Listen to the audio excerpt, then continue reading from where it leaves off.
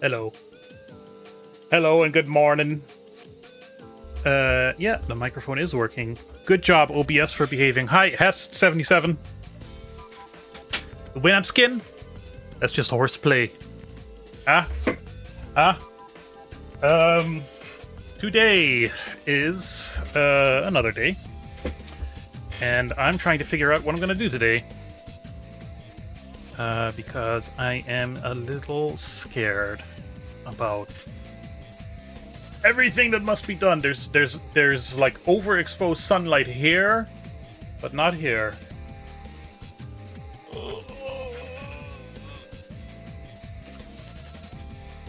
You're here to see code being written. Okay, look. Look, we can do that. This technically counts as code. It's not going to compile. But it technically counts as code.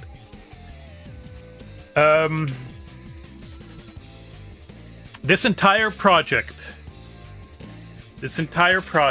is an exercise in teaching myself 20 years worth of skills within 2 years, maybe, and doing that completely unstructured, or at least not structured in a educational way, but structured in my own way. It's probably gonna make it go slower, but we'll see. You know, the advice is always when you're starting out in game development, the advice is always start small. Make a bunch of small games. Don't even touch your dream game until whatever. Well, I've been trying to make small games for, gosh, almost 30 years. Some of them have become things that could count as games or small games. There is a part of me that does think it might be a good idea, but this is more a marketing thing. It might be a good idea once I get this game to a certain level of fidelity to, like, have a kind of a playable teaser, if you will. Like a very limited section that is more narratively linear, basically just a walking simulator type situation. Because in some ways, this big, giant, all-encompassing Aruba game is an amalgamation of a bunch of different game ideas that I've had. It's like my first idea for a game about Aruba was a top-down little thing in which you play kind of like little WarioWare style micro games and progress through the history of the island, from prehistory to the contact with Europeans, through like specific milestones in the island's history. And that never came to fruition because I had undiagnosed ADHD. Hi, Red. Thanks for the follow, Hest. It lies in the graveyard of the massive, endless to the horizon graveyard of ideas that did not come to fruition due to undiagnosed ADHD and anxiety issues. And then there was another idea in which you explore a cave on Aruba, and I thought it would be cool to kind of recreate that cave and have you go under the island and explore this kind of horses and Godot's worth to follow. And it takes all kinds, huh? You explore under, and I created this kind of fantasy story about exploring under and also encountering some of the game's history. Is there anything else? And then this, what I'm currently working on, kind of started out as just a small-scale job simulator. I should probably have Google Earth open, as I always do, because like looking at the island really helps. Entirely set, not here, excuse me, here. Entirely set in this environment. That also had kind of like this historical kind of thing. These paths kind of look like a little guy, don't they? Nazca lines. And then that expanded into like, okay, but what if it's like My Summer Car, and you get to drive a little bit, and then that expanded into, well, I kind of also want other places in the island to exist, and I suppose if you can drive, then you can drive to them. But I can't recreate the whole island. Hey Snoodle, I can't recreate the whole island. So I had like, the idea was a zoomed out world map that you would drive on. And then ambitions grow, and now it's the whole world map. I need to have the folder for the game open too. And also I was trying to show off this and I didn't because I was on camera. Oops. Anyway, actually for this I do need to not show my folder structure. There's spoilers in there. Map layout. We're gonna what I'm gonna do is I'm gonna run through the my to-do list, and then we're gonna try to figure out what we're gonna do. What I really just want to build to is sustainably doing 2 mornings of work on the game per week. I keep getting interrupted in trying to start that up, but if I can get a few months down of just doing 2 mornings of work on the game, I can get a good base going, you know? But it's tricky. It's tricky. So this is what we worked on last time. These squiggles that are supposed to be whatchamacallit, roads and areas. Still not entirely happy with it.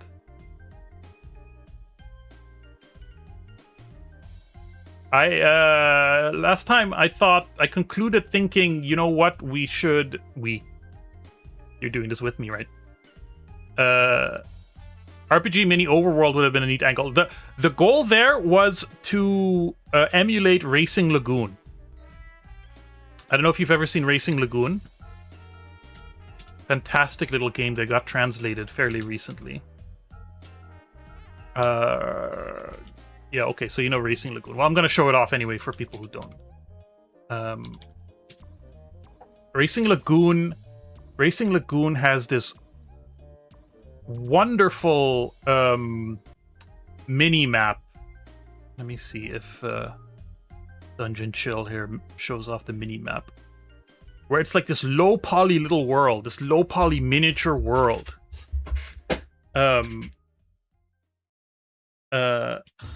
It just looks wonderful. You know, you're just driving around this little car, but my problem was a transition, because I'm trying to emulate a vibe of My Summer Car. It kind of ruined the immersion. And then I thought, well, I can't make an open world. But then I was thinking about is it there? It's in there somewhere. The Vin Diesel open world driving game, Wheelman. That has a map of Barcelona. A Vin Diesel Wheelman map. It has this map of Barcelona, but it's fake. It's a lie. It's not a big open world. Not every street is accessible, right? You have all these little side pieces and grids, but actually it's just roads connecting to slightly more open areas. And when I thought of that, I thought that's the way to go. That's kind of what I'm going to do. Hi, Arksaber. It's not Vancouver Island. Vancouver Island is all the way over here somewhere. This is the island of Aruba, where my family is from, where I grew up, and that I have had a bit of a fraught relationship with, that I've, for the last decade or so, been in the process of repairing. And making a game set on it is one part of that process. So we look at the to-do list, okay? I've changed one word. I do speak Dutch, yeah. Not very often, though.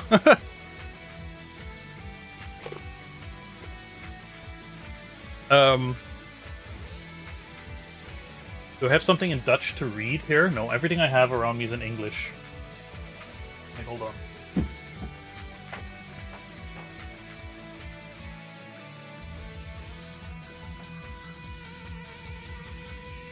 Alright, this is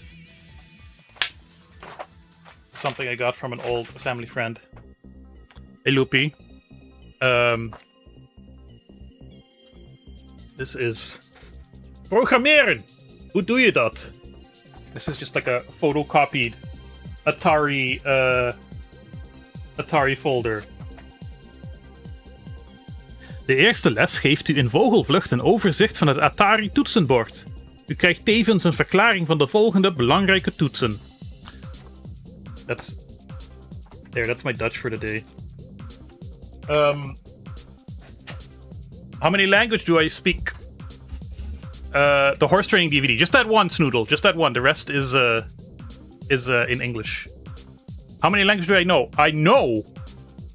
Okay. Obviously Dutch, English. Those are the main ones that I like actually speak fluent. Papiamento, so the local language. I don't really speak it, but I can read it and understand it. I can kind of understand Spanish. Teensy, I can, you know, and then the rest of those languages that are kind of related, you can kind of recognize a little bit of French, a little bit of German.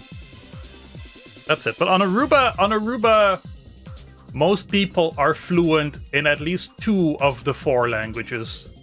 You know, so Dutch, Spanish, English, Papiamento. Not in that order. The order would be Papiamento, English, Dutch, Spanish, I think. It's a very, very multicultural environment, of course. So to do the to-do list, the things of stuff that needs to be to do. Continue on the map design. So I don't know about this.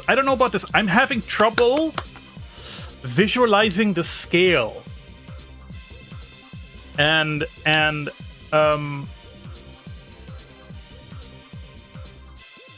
because it doesn't seem right to me. Like, okay, this road is 2 kilometers-ish. That means this road is, like, slightly under a kilometer? I feel like there's more... These houses aren't to scale, right? And the thing is, in the game, in like, the little test environment I have now, I have my scale. I have my scale set up. Know what this is like.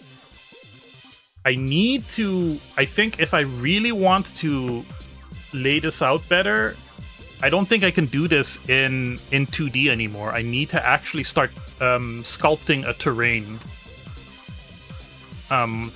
Which is a little scary because that's not easy. Because how big is this? This is... Do we have a tile size? 512. So this is a kilometer? I think that sounds about right. And so what I'll need to do somehow, some way, is import this into Godot as a texture that is to scale. And the scale here is... Each of these squares is 100 meters? No, each of these squares is 1,000 meters. Right? And it's centered around the central hill. And I think for... so, like, one thing you get in like, big open world games is... the game engine usually... I don't know the intricacies of this, but I've seen this happen in other games. The game engine counts from the 0 coordinate, right? And the further you get away from that, the more you start getting bugs because of floating point errors. So, you know, it starts getting harder and harder to calculate accurately where you are, where items are. And because the scale of this world is still quite large, it's still like, if you just look at it like this as a square map, this is still 10 by 10 kilometers, right? So that's 100 kilometers worth of space, even though it's not 100 square kilometers of open area. It's closer to 30 square kilometers of... It's slightly under 30 square kilometers of open area, but 30 square kilometers for a game map is still quite large. Even if you won't be able to access all of it, necessarily.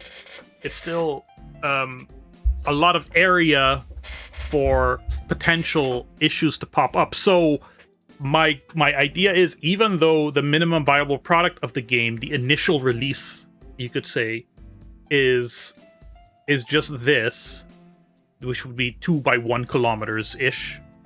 I want to make sure that when I start building the terrain and sculpting it, I start it from kind of a center point that makes sense. Just so that the distance between the 0 point is, you know, at max, it will be this distance or whatever. I think it's best to break up the map in smaller pieces. I mean, that's kind of what's happening behind the scenes anyway. The terrain plugin is already using chunking. And in the design, I'm already kind of designing certain high-density areas and low-density areas. And areas that are visible from a distance, but that you'll never approach. So that's kind of where I'm working on from that. Design-wise, I try to do this grid.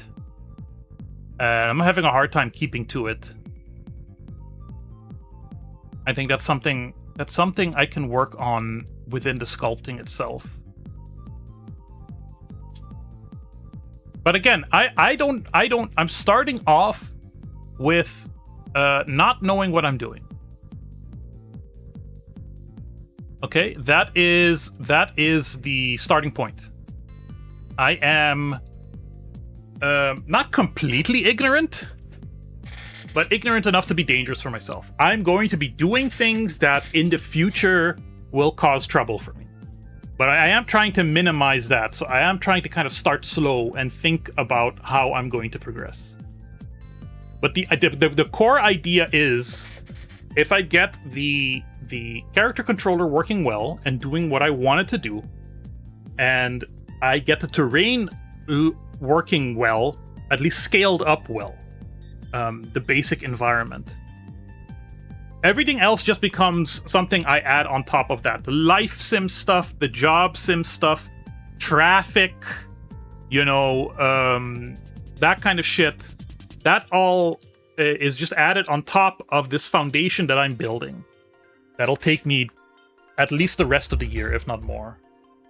And a lot of brainstorming that is in service of just avoiding doing the work.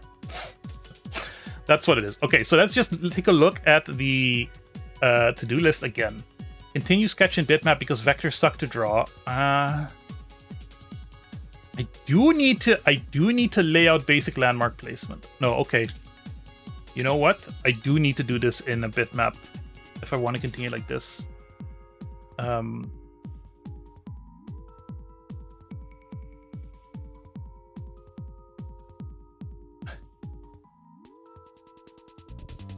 You are not in the correct place right now, my love. Why have you moved? Oh, because you're one piece. I see.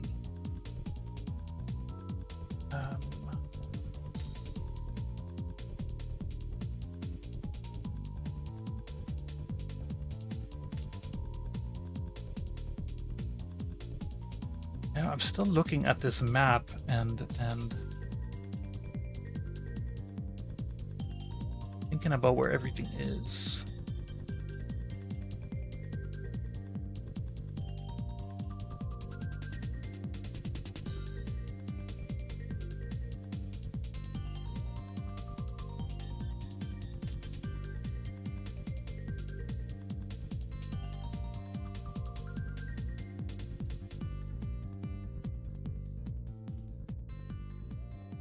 I just wish it were easier to draw in Inkscape, to be honest.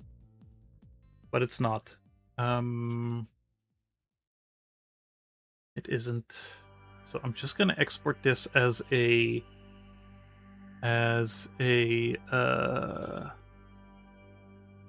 bitmap, really big bitmap.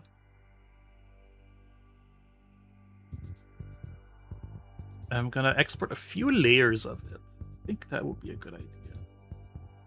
So export this first.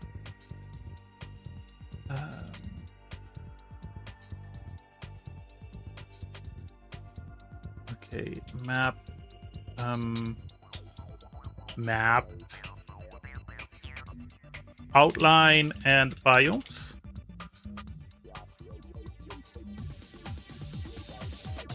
It's 10,000 by 10,000 pixels. Might be, and it's a PNG. That might be rather large.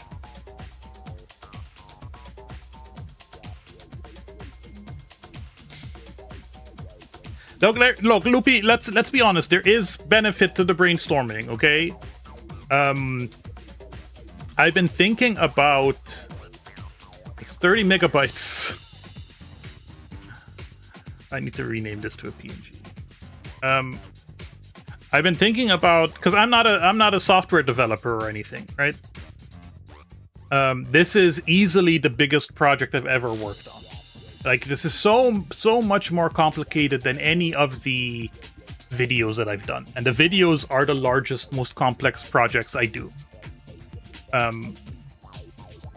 And I'm having a little bit of trouble, I'm starting to lose sight of it. And now I think working on, there's the other thing, doing work, like making stuff, coding, blah, blah, blah, it can also be avoidant. It can also be a distraction. Because doing this as a solo thing, doing such a large project as a solo thing, I need to be both the producer overseeing everything and making sure the general project makes its way to a presentable place, and the one typing in every little letter of code. And that is a little tricky.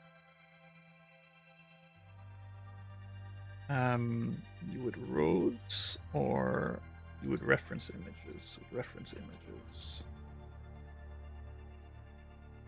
App. Reference images. Oh, with the roads. I like that. Let's just do a fucking JPEG. Can I export with the grid? I don't think I can.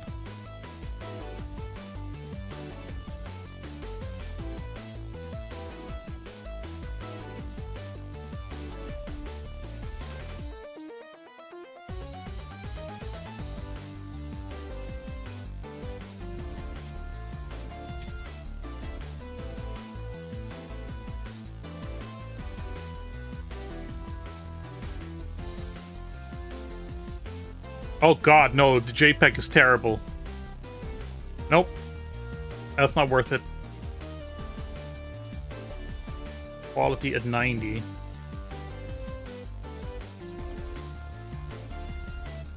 What if we do quality 100?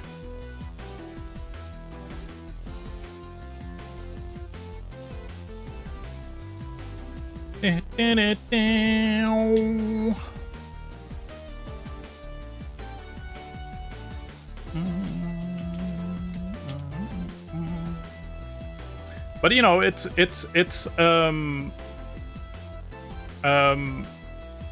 the point of this project. Is it is both a learning process for the technical aspects and the creative aspects, but also the production aspects.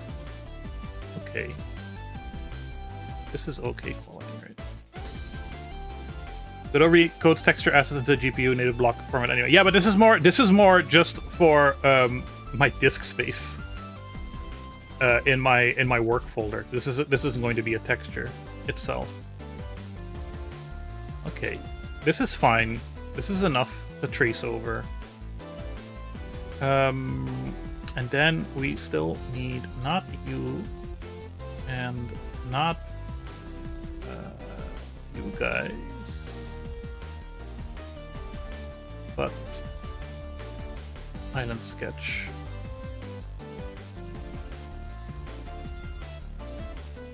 Map island sketch, because this has many of the landmarks that I want on it.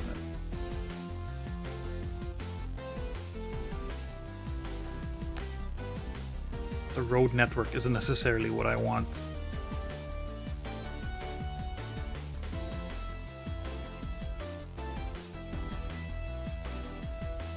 Why don't you give me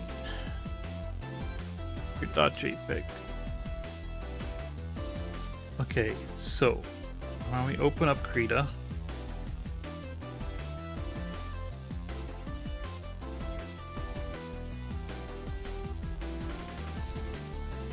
oh look, it's the thumbnail for the latest video. No, that's not the thumbnail. That's an alternate thumbnail.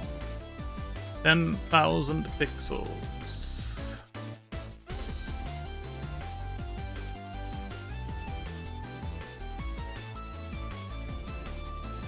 I do a lot of my work in notebooks.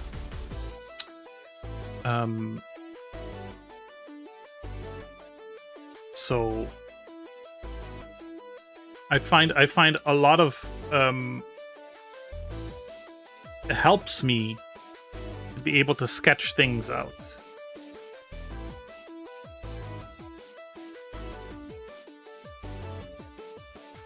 And then map island sketch.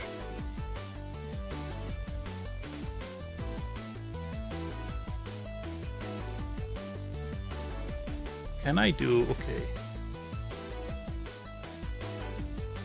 Let's get ourselves a grid going.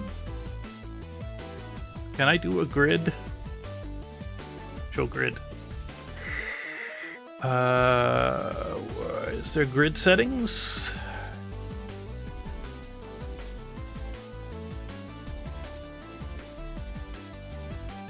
Be more inclined towards Krita. It has vector tools too, and the file layers to just reference images on disk. That's good to know, because I have like a certain process for certain things. Hi, Bomatron. Thank you, Bomatron. Good morning, Bomatron. I have a certain process in Inkscape for doing my handwriting stuff, but like this is a little more complex. And I'm learning. I just need to see if the grid is adjustable in any way. Need to save this file. It's going to be humongous.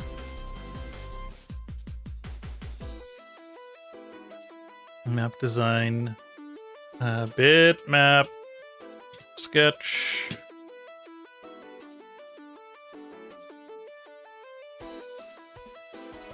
View, grid.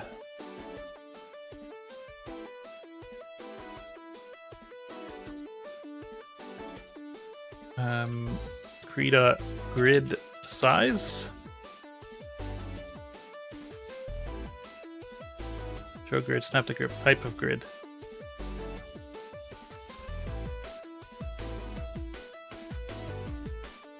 Grid offset. Grid and guides. So there is a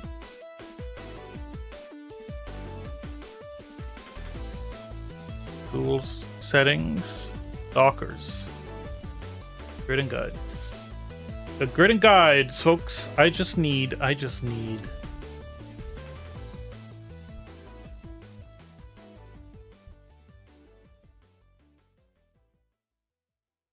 Oh, this is tool options. This is not what I want. Where's grid and guides? Grid and guides is done here. Show grid, snap to grid, type rectangle, X spacing 100. Subdivisions, no, 1000. So this is a kilometer each.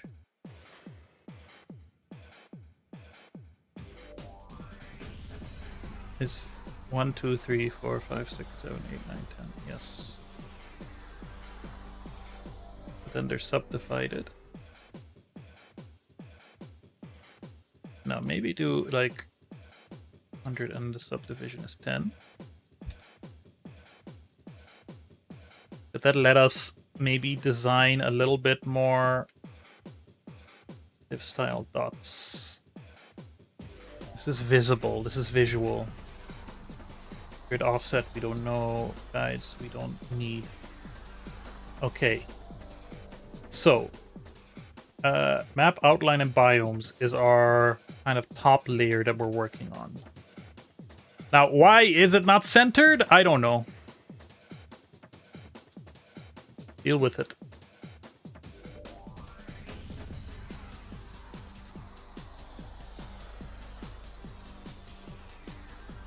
Can I make it a little more transparent? Yes, I can.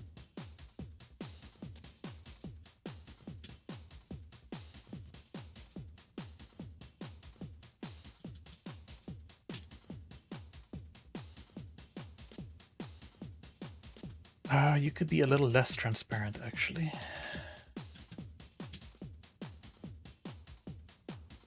And then get out my good friend, the Huon Inspiroi.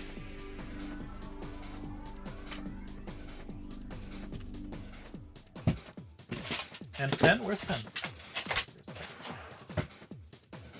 Where's my micro USB cable?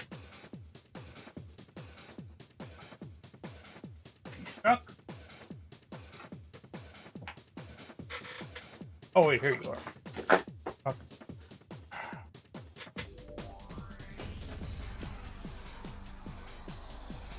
Okay. How is everybody's day going? Is your day going okay? Are you having a day?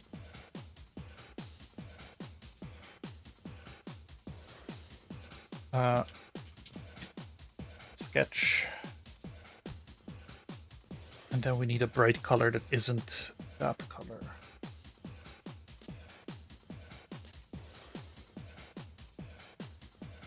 I mean, my day is here out in the open. You can see how my day is going.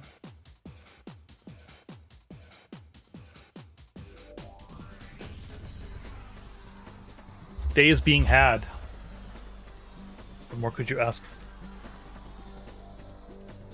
Okay, so this doesn't need to be the perfect road because I don't have a good perfect road. It needs to be general. Right? There is the oh, this is still too big. 2 pixels. Maybe. 3? Let's try 3. Yeah. Here is the your job.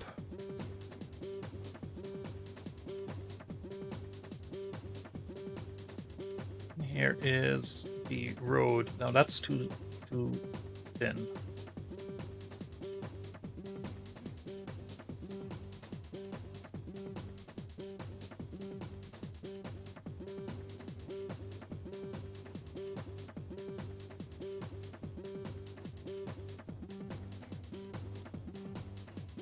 So because the road is going to be this area is going to be 1-to-1. I just need to get the scale kind of right, and then when I actually start carving it and sculpting it, I literally just need to load in these satellite pictures at the right scale up to like here, and I'll sculpt that.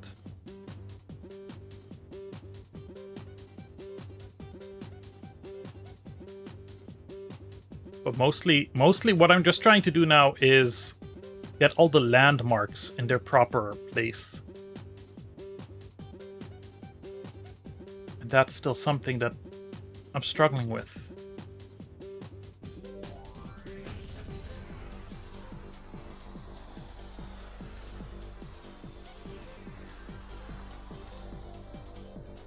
When I go in December, I'm gonna take at least one day to travel out here when I go to Aruba in December, and take meticulous pictures of like rock placements, of bushes, of very specific textures. And I don't know, maybe by then I will have solidified a visual style. But I don't know if I'll use any of them, you know, for actual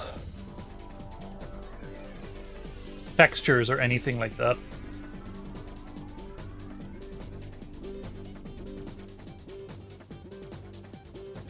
We'll figure it out.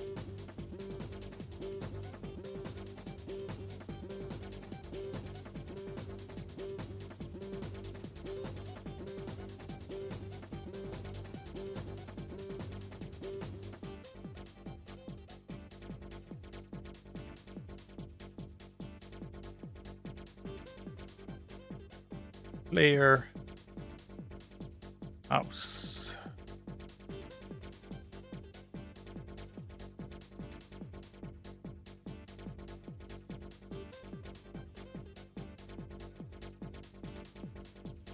And I want to go real in depth, you know. At some point, I want to take some time to learn shaders.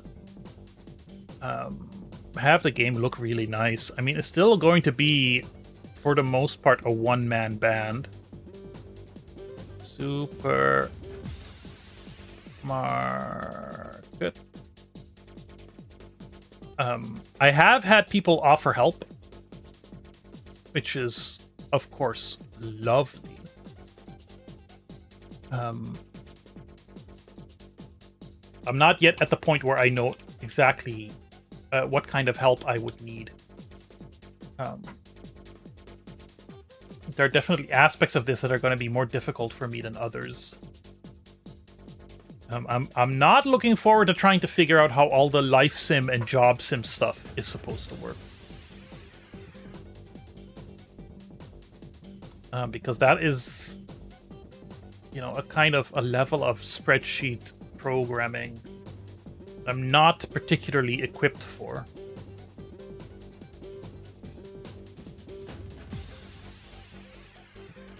Okay, so the hold on. So this we have the sketch.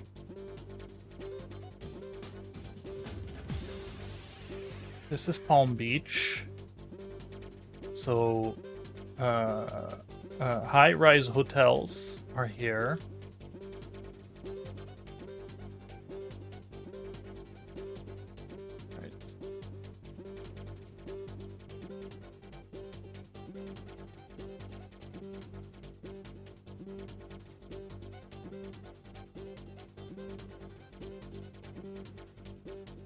This goes up lighthouse.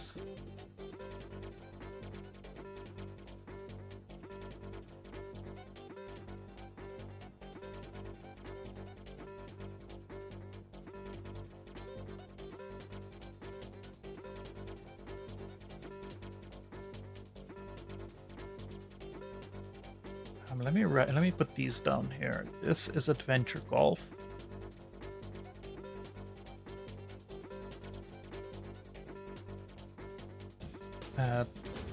Adventure Golf. Here's the Hooiberg.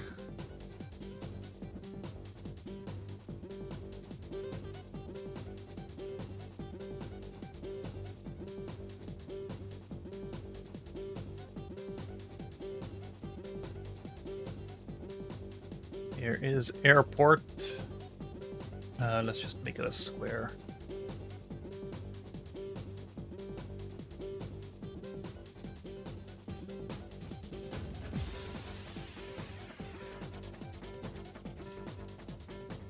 Airport. Balashi.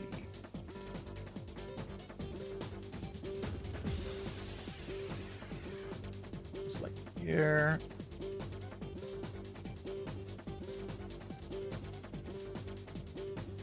What's going to be fun is I'm going to be naming these places. Right, I'm going to be like creating these places virtually. And the people that play the game or watch me make the game who have never heard of these places like Balashi, Bushiribana, Yamanota, the California Lighthouse, or whatever, they'll get like familiarized with these names.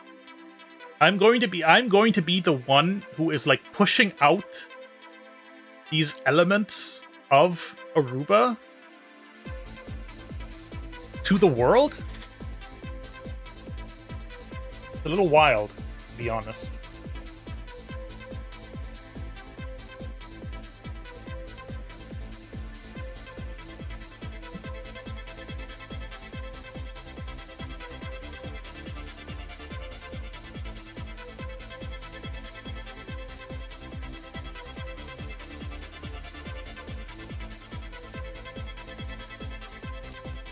Like, I'm not gonna lie, Aruba's like tourism marketing department is world class. They don't need my help in terms of like attracting money to the island. They're doing a fantastic job. Like sometimes I encounter like an Instagram ad trailer or something. Like their new slogan was like, "If you love Aruba, it loves you back," which was like, oh, like absolutely top tier shit. But you know, it's the goal there is to just get people to come to the island and spend money. I'm using this medium to do something a little different. Okay. So that is looking good. And let's finish up the roads. We figured this out last time. Side roads.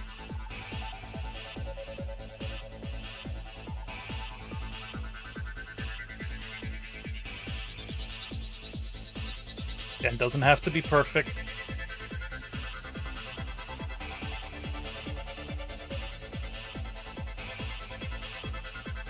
But it does have to be good.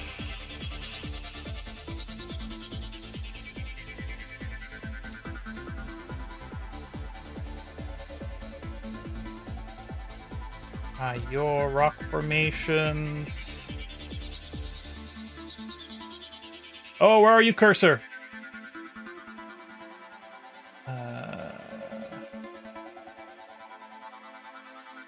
Kasi Bari.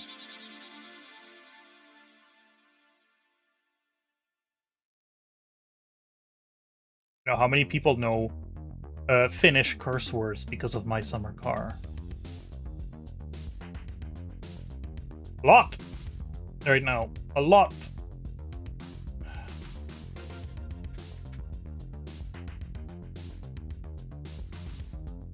Satana!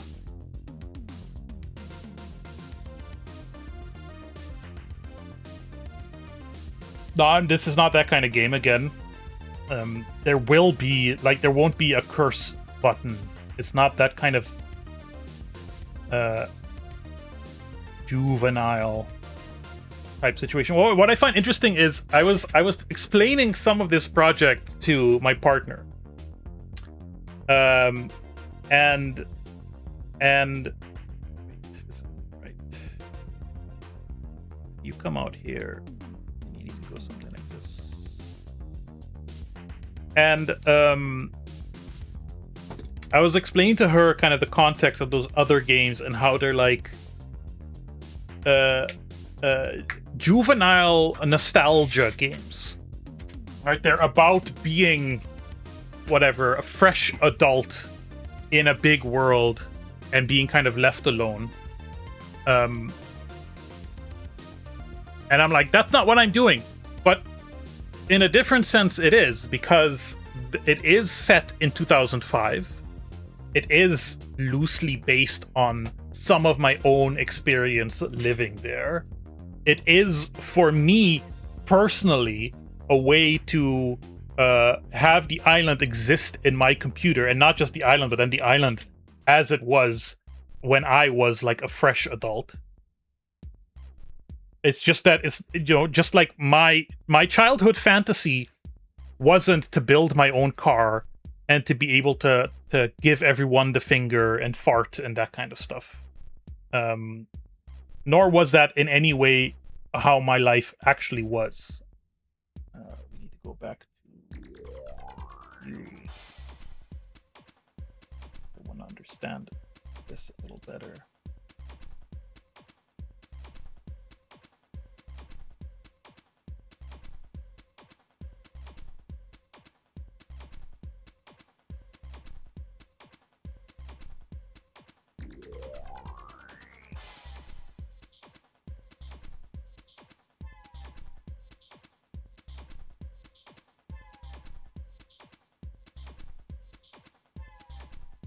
What does this road look like?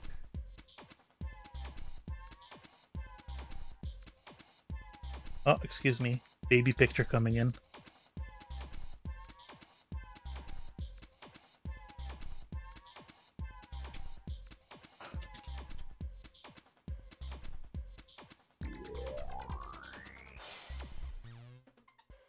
What does it look like in real life? In real life, you have this road coming here, and then it goes straight down. So this is wrong.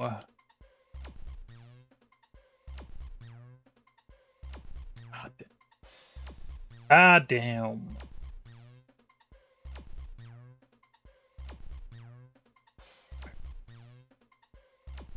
Right, because there's this road that comes from the airport that it meets up with.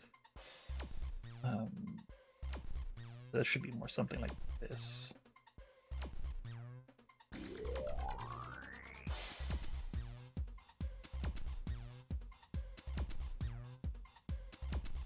Eraser? E.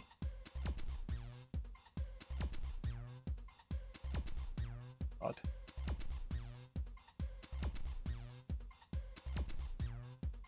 I could use these buttons on my tablet to change settings, but I don't use it enough.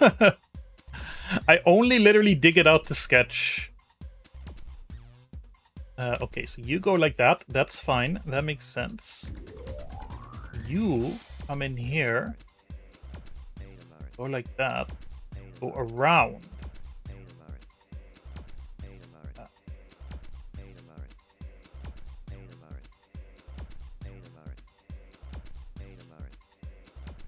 You come in here, go like that, go around, go like that, go around.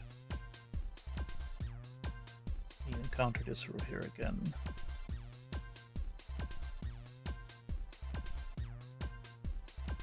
That's you, okay. Is it the map to modifier keys? Yeah, I just, again, I take it out once a month. It has 6 keys. It has 6 useful keys on them, and of course the pen itself has a couple of buttons too. I don't think this has an eraser on it. I just don't use it enough. If it were, trust me, if it were easy for me to print out this scaled down outline of the island and just draw it on pen, I would. Half the game right now. Told you I have a lot of notebooks. Half the game exists in this.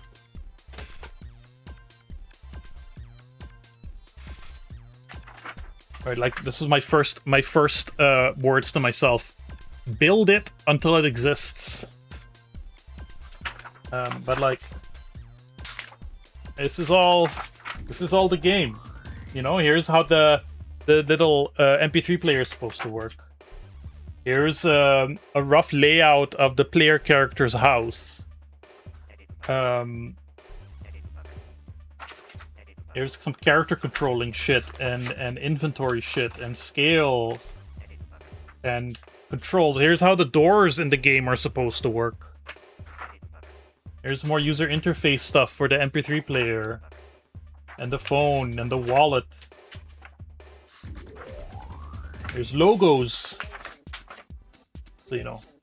So the cool S is because the car in the game is going to be based on a Suzuki Samurai. And the Suzuki logo is already somewhat cool S-like. So I'm probably going to model off of that somewhat. Where are you? There you are.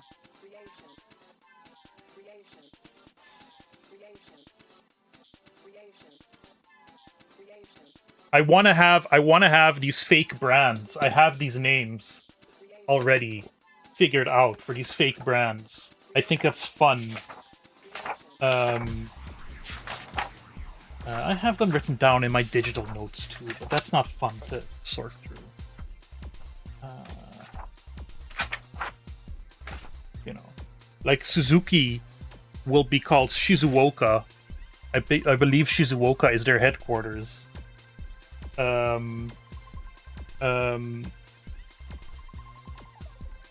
Jeeps might be called Yankees.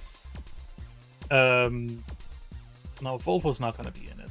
You know, the MP3 player is a creative, based off of a creative MP3 player. Oh, it's going to be inventive. You know, that kind of stuff. Okay. So this is Harikok.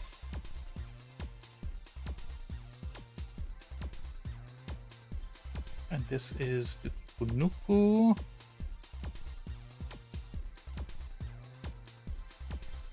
And this is the hill.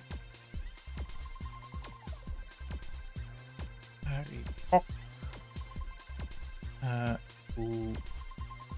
Kunuku. And where does Yamanota branch off? Hold on.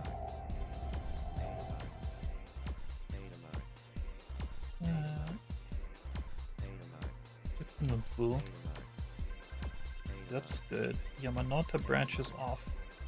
This is Yamanota, isn't it? Yeah. Yamanota branches off later.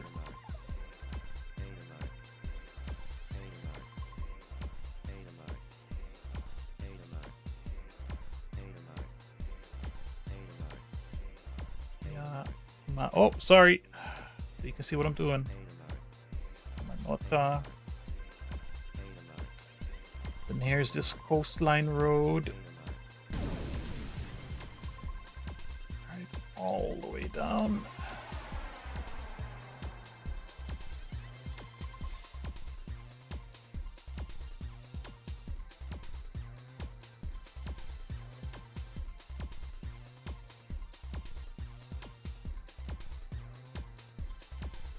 Small Suzuki crossovers are still popular here, especially with farmers. You know that they, I'm watching all these history about the Suzuki Samurai in the States, how some consumer reports, some consumer organization had like a vendetta against it and basically released this report that the car would tip over easily. And then later in a lawsuit, it turned out that they had kind of not faked it, but they had done the tests many more times than they needed to in order to make it tip over, and then reported that as like, oh, look how easily it tips over, and because of that, sales cratered. Meanwhile, the car was like super popular in the rest of the world. Okay, this is the anchor.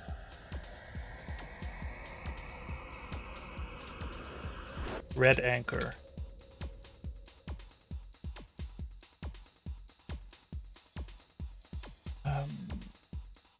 It's the highway up. I think this is active.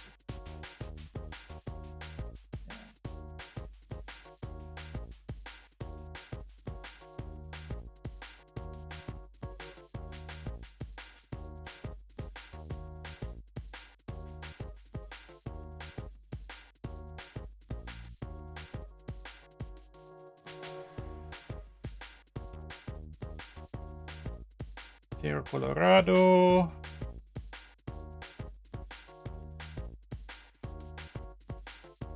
And then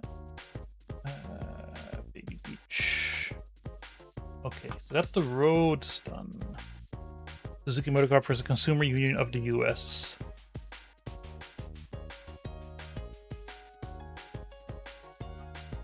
Consumers Union. Yeah. Much disputed review of the Suzuki Samurai. Look at this! How is this cute little thing? Oops. How is this cute little thing not acceptable? Why would you ever reject this?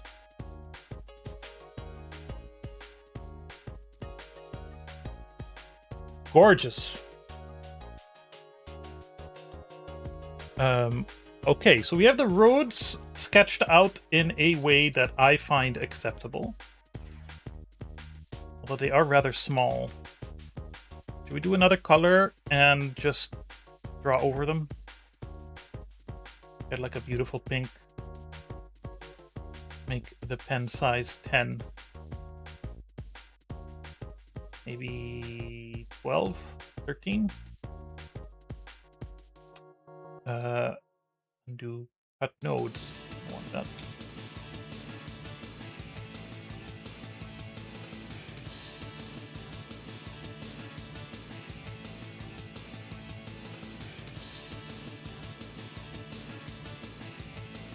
Hey, Grace.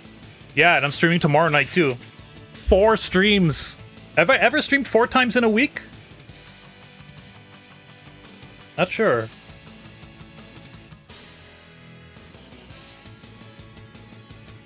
I am, just in general, reaching new heights of productivity.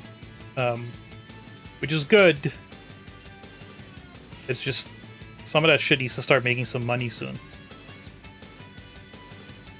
Am I hyped from the success of the video? No, this would have happened without the video success.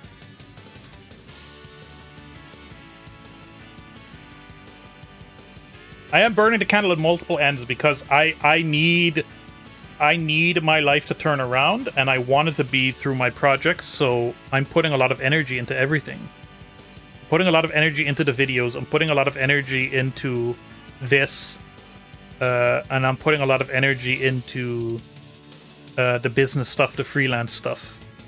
And I'm planning better. It is a great video, of course! Aren't they all? Is it really better than The Blob Job? We're gonna be elitist.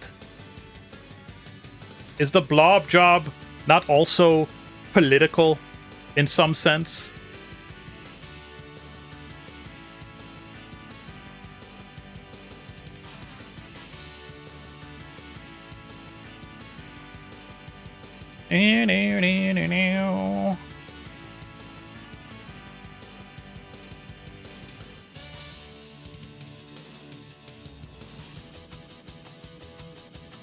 I will say, I got some pretty stinky comments yesterday, and that I deleted, of course. Like 4chan shit, you know. And I was a little afraid that I'd wake up this morning with a bunch more.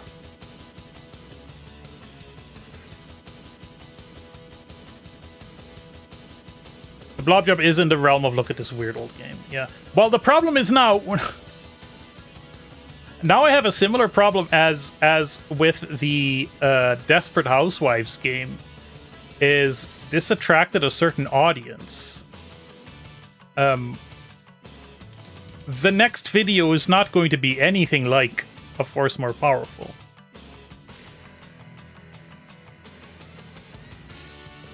So...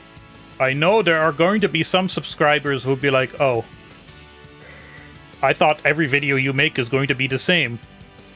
And of course, there are already people who are commenting on my other videos who found me for new and are enjoying them. The audience attracted by Desperate House. The audience attracted by Desperate Housewives was very nice. Yeah. Well, it's my problem in the sense that number go down, which makes me sad. But that's a problem that I just have to deal with by feeling it.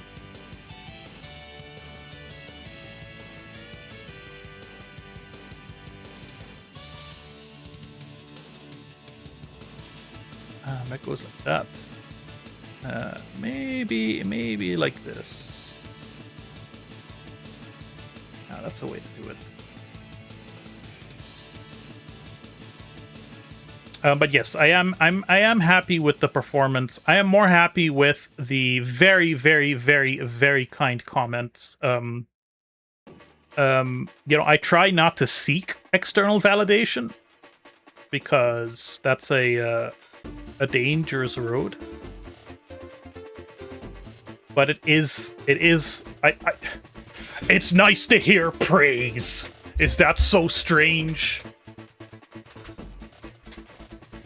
To have people that I respect or admire say what I'm doing is good and important feels good.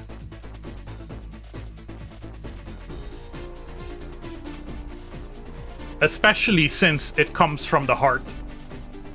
And it's just me trying to be me. You know, ever since therapy, the goal has to just been to be more myself. Whatever that is.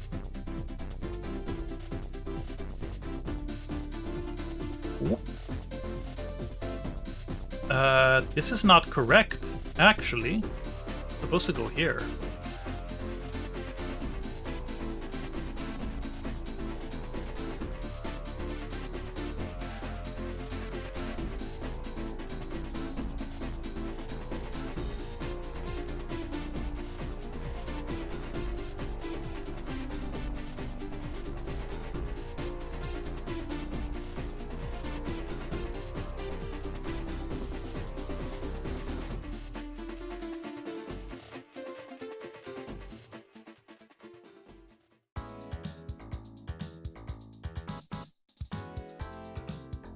My grandma's house is like right in this corner. Wait, well, we can't really show that, but it's a little sharper. Here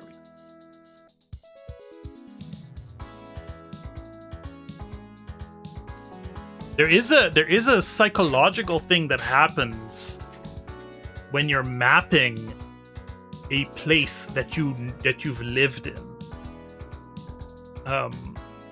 Your relation to the place changes. I asked my mom about this. She didn't really have much to say, but like, I've never driven on Aruba, right?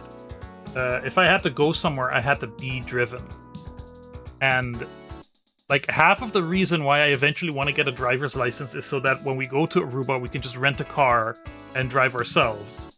And of course, that's convenient in the sense of you have agency and whatever, but there's a psychological component to it where when I was growing up there, I experienced Aruba as a kind of, not a prison, that's too strong a word, but like a place I didn't have a lot of control over. And the idea that I can decide when and where to go somewhere is very empowering. Like here, I don't have a driver's license, but I still have agency. Geospatial agency, you know? And I'm already feeling that a little bit just by mapping it. Feels very strange.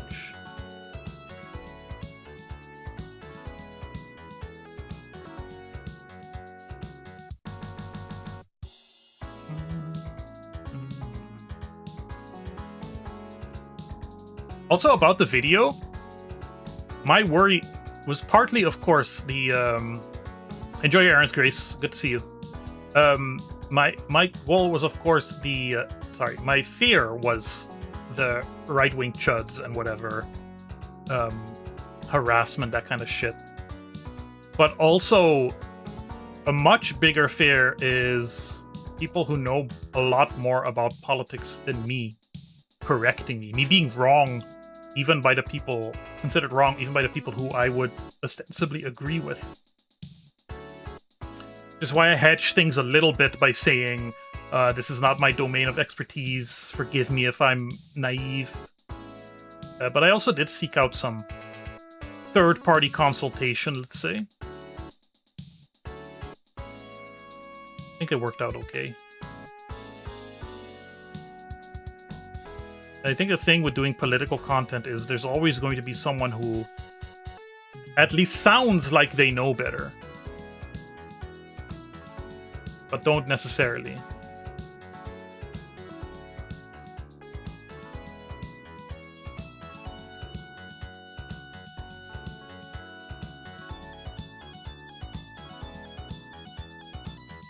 Is this all the roads? Are we done here?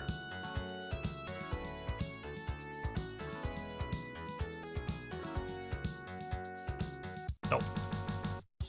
Missing the Balashi loop.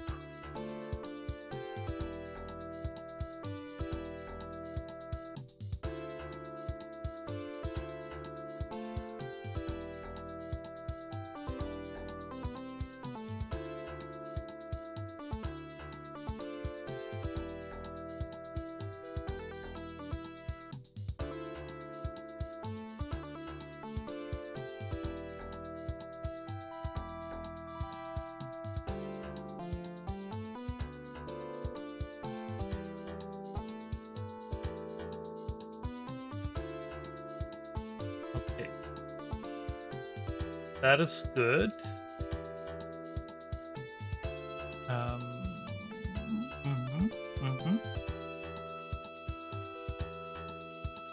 That is good. You can stay close forever. So, landmarks.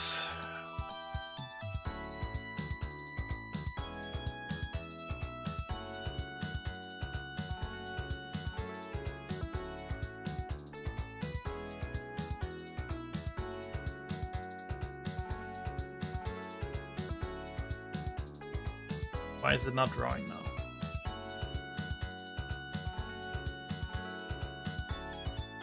I think you could even crop this to 8192 by 8192.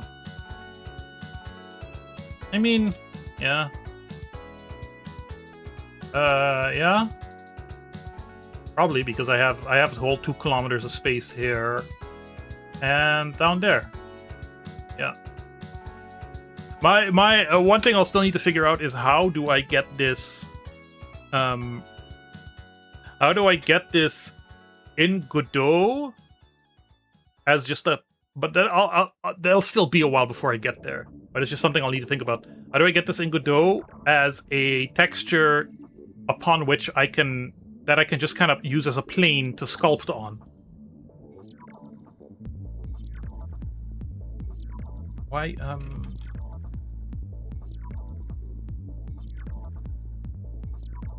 Why is the pen not working?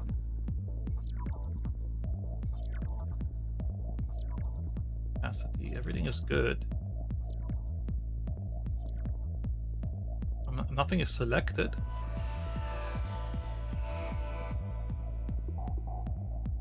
What did I do? Nothing is locked.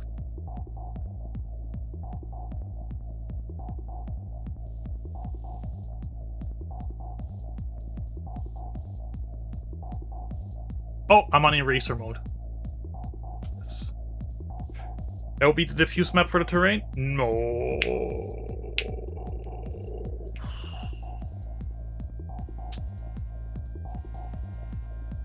No.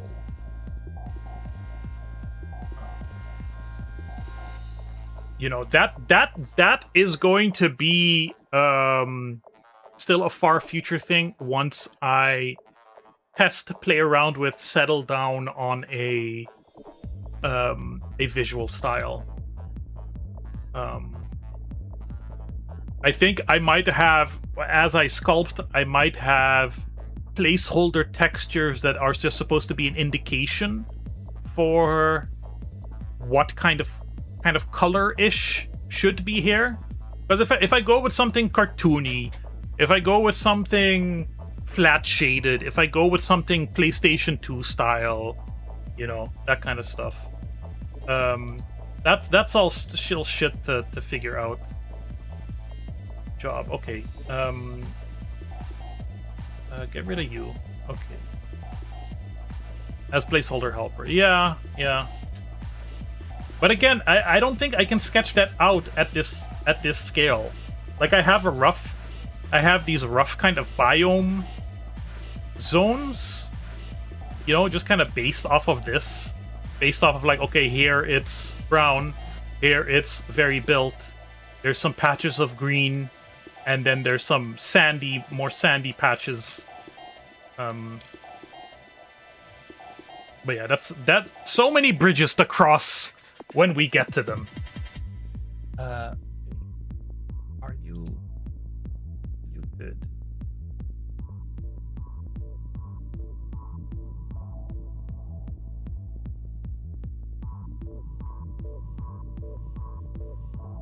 Okay, we need another color. Maybe a nice soft yellow. Could just be a big sprite. Yeah. Can you make... This is just a question. Can you make a sprite that is 8 kilometers by 8 kilometers? Is that practical? Or do I need to do something in Blender where I'm sculpting? The problem too is...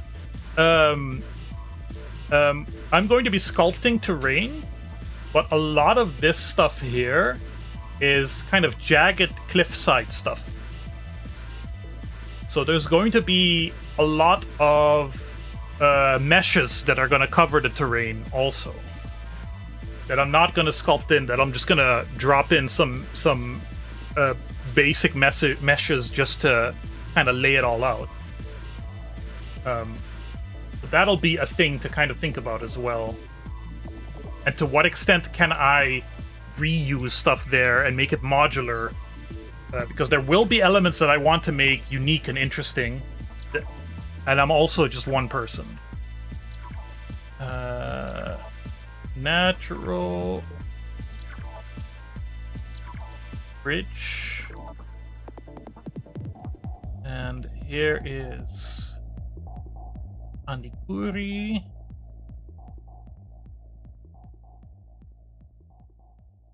All right. Here is Ushiribana.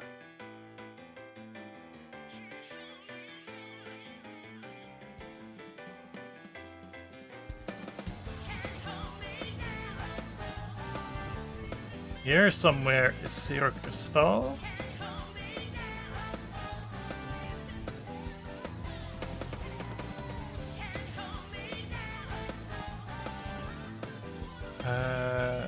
Wariuri.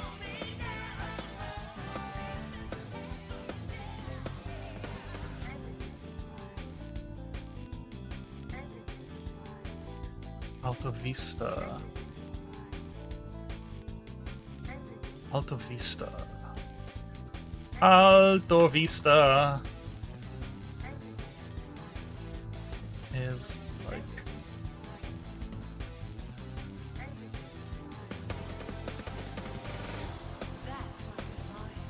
Alto Vista. Which side of the road? That's like an important thing to me. It's just like orientation, basic orientation. Which side of the road is something on the left side of the road?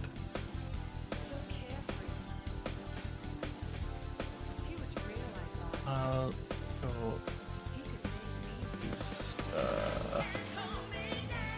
And then here is the big water tank.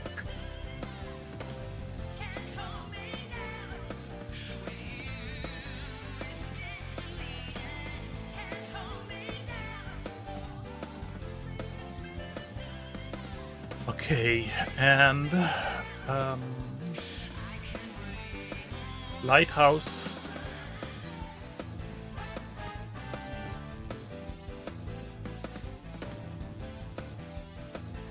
Lighthouse. And then this is all this area is Tierra del Sol.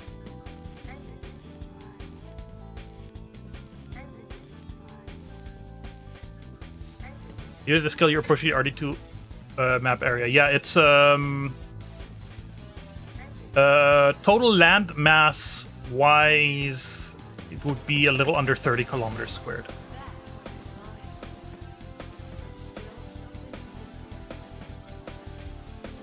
I think that's the smallest I can have it, and still have it have certain sections be 1-to-1. This is Arashi.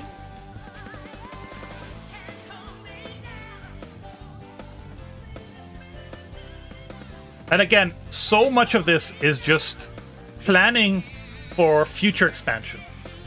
What I'll be building over the next year and a half is purely this area, only this area. Everything else, I'm just planning out for the future. Almok, Salina.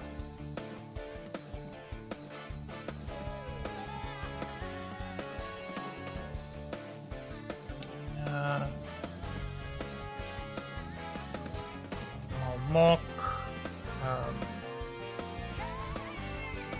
On beach.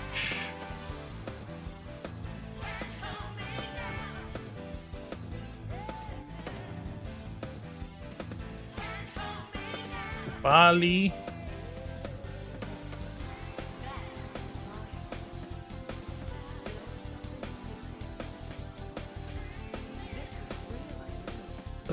These roads that I've drawn here in pink are what I imagine will be the maximum extent of the road network. But there's so many more roads in real life. There's so many more roads, but it avoids the densest areas and connects the areas that I would like to show off. I'm not going to model in detail any of like this kind of like very built up area, and even what I will model of these areas will be highly simplified. Like, okay, the road might be 1/10 the length, not 1/10, 1/3 the length of the real life road, but the amount of houses will be 1/10 the amount of houses, you know. And there'll be a lot more repetition than there is in real life. Yeah, Eagle Beach. Eagle Beach, which, for reference, has been... let's start over again. Voted one of the top 5 beaches in the world. And that's just where I would go on a sunny day. A little crazy. DV Golf.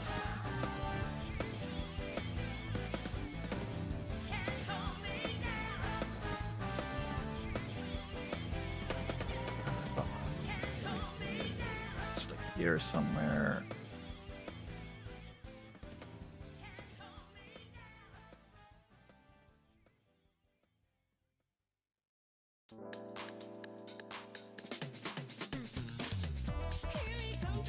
This is Seaport.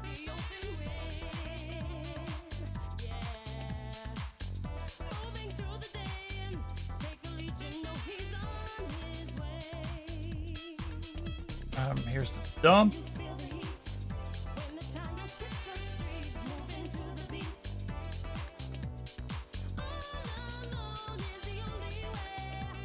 Yep.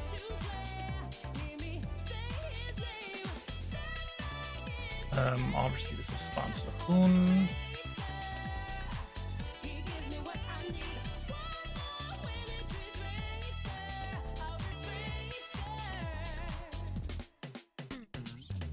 Into Inkanashiko. I can still get those in.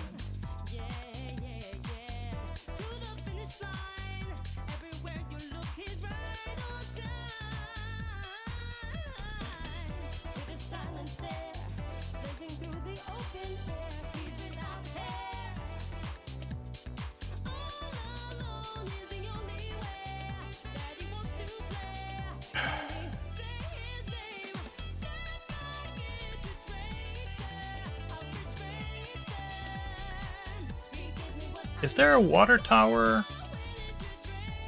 Hold on. Is there a water tank anywhere near here?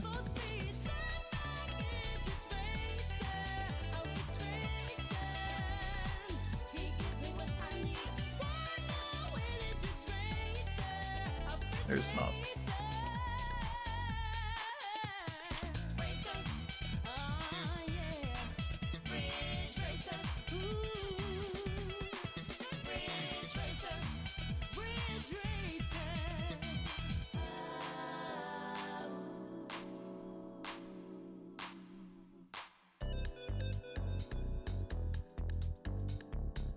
Rebecca would be here somewhere.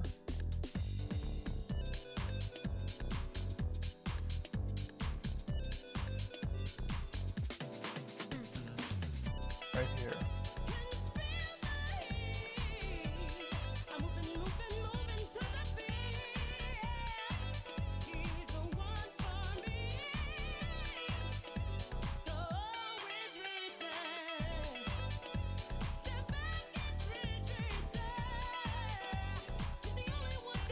Urapaka.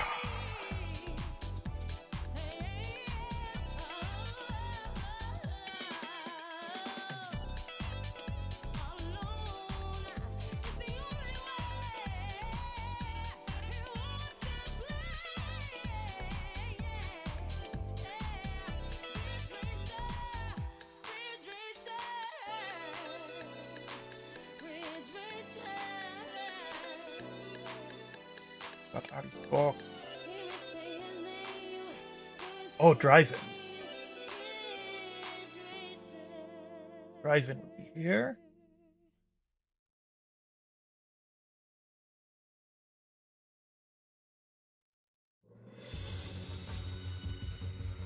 Yeah.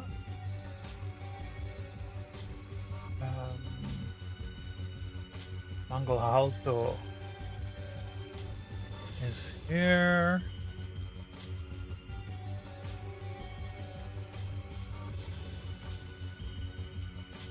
Isla de Oro is here.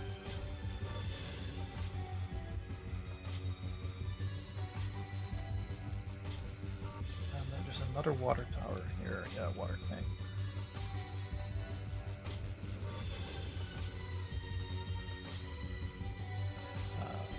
Sabaneta. Water tank.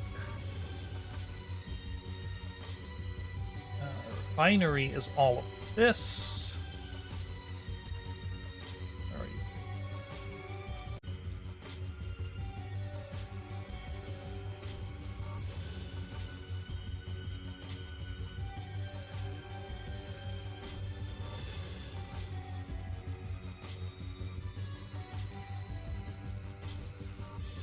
Colony would be here. Baby Beach. Here.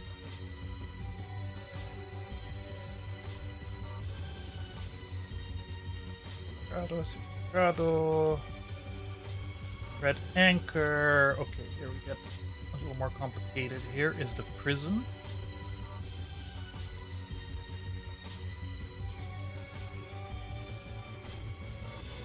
How far is that from the Red Anchor?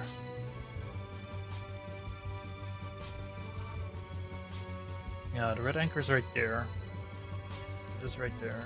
That's good. It should be a little bit more, like, a little higher.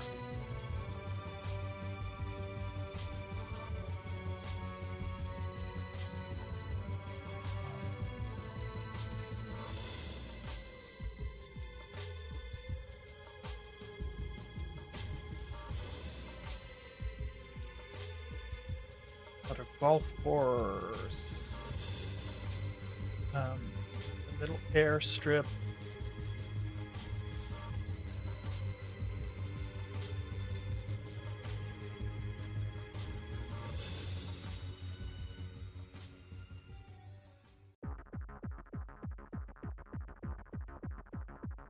Alomarga.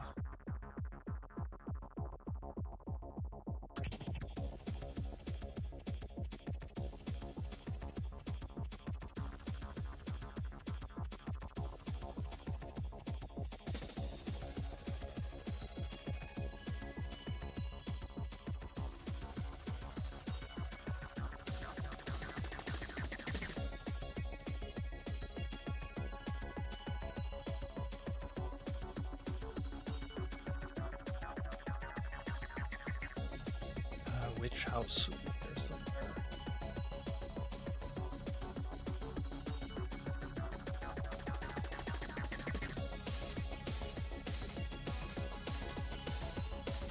One thing I want to kind of get across, that a sense that I got when I really grew up. You still get it when you go there. Is Aruba has these boom cycles, has had over the course of the 20th century and beyond. Where are these kind of like periods of very strong infrastructure build out for whatever reason. And then that just gets left alone. And what you'll find sometimes is you'll encounter things that were built decades and decades ago that have kind of decayed, but are still around. So there's these evidence, these kind of like strato layers of history. You know, you'll find infrastructure from when the refinery was at its full power. You know, little pieces of concrete or asphalt or barriers or signs that are still there that have been left alone since. I'm kind of curious to explore that feeling a little bit.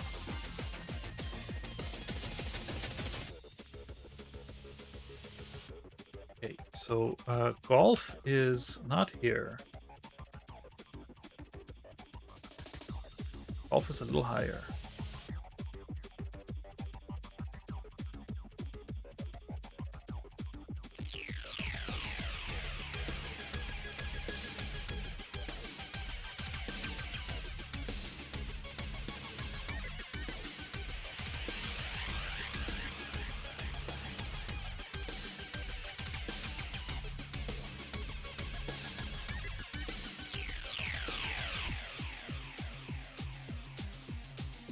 Size were we at? Were we at 5?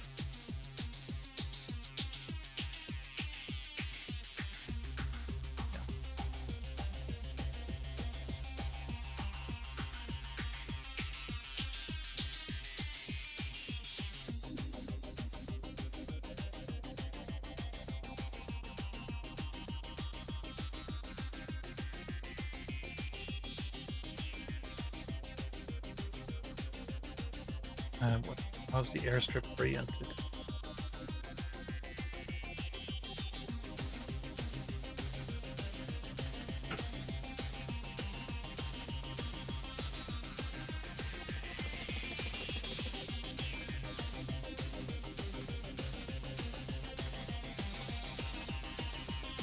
Marca.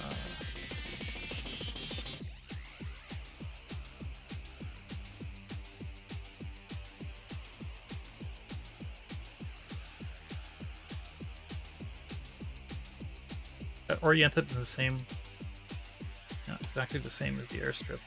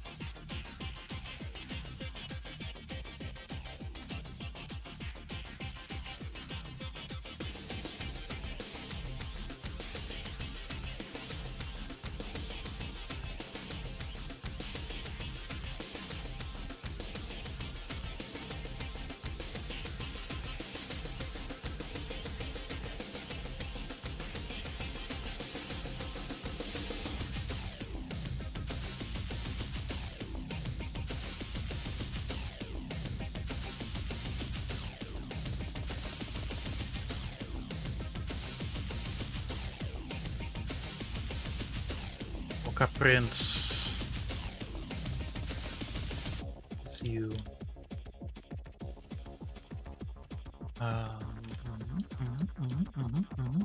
It's all looking okay.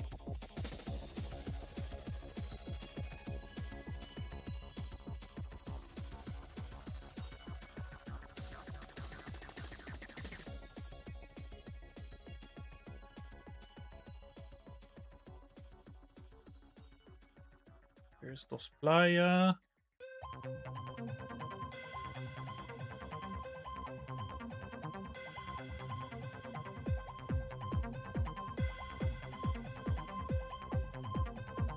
Oh my god, can I write?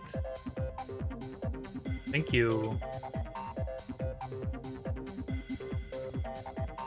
There's a quarry.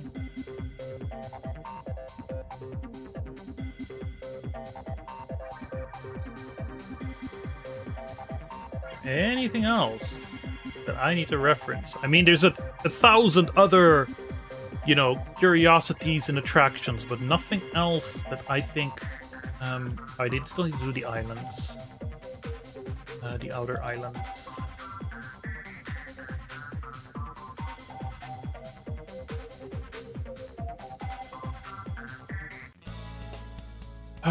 Before that, I am going to get myself a little drink. I'll be right back.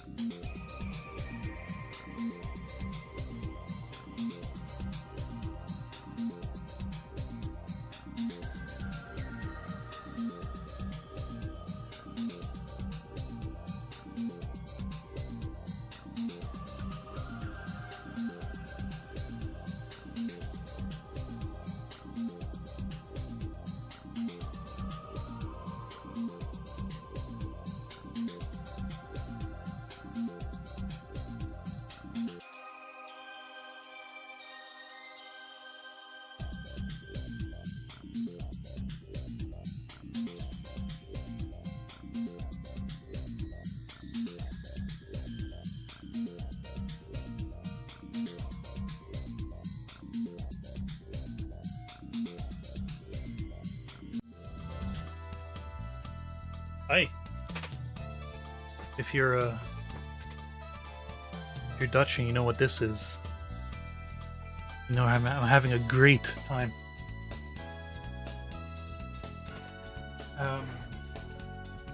Thankfully, it is not as unbearably hot as it was yesterday. Though I think it'll be heating up again at some point after the weekend. It's fine when I don't have to just work the whole time, you know? Okay. So we have successfully done what needed to be done. If I'm going to be perfectly honest. This is it. This is the game map. As far as it will be built. So that's good. That's one tick off of our... No, look. Map design is done. Let's celebrate. Let's celebrate. Okay. The design, the layout of the map is complete. Oh, I'm missing one thing, actually. One thing. Do I still have yellow? Yes. One sketch. Where are you? The windmill. You know, Aruba has a big fucking authentic Dutch windmill.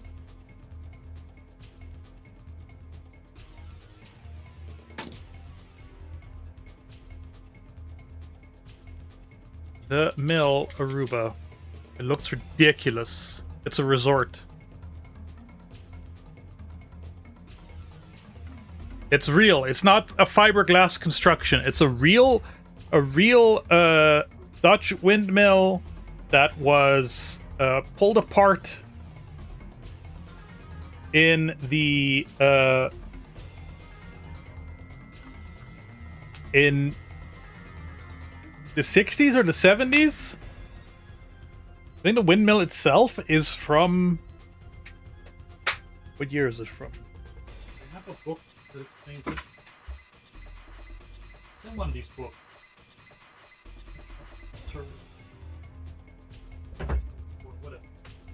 The Old Mill Aruba. What year is it from? Old Mill Aruba. It's just a club. It's a bar.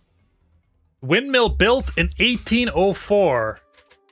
Meticulously taken apart, shipped to Aruba, and reconstructed in 1960. Is that ridiculous? Oh, there's a German Wikipedia page for some reason. Oh no, this is... Wait, why was there German? The mill, or Alte Mühle? Oh, that's just a... Nobody calls it Alte Mühle. I've never seen that.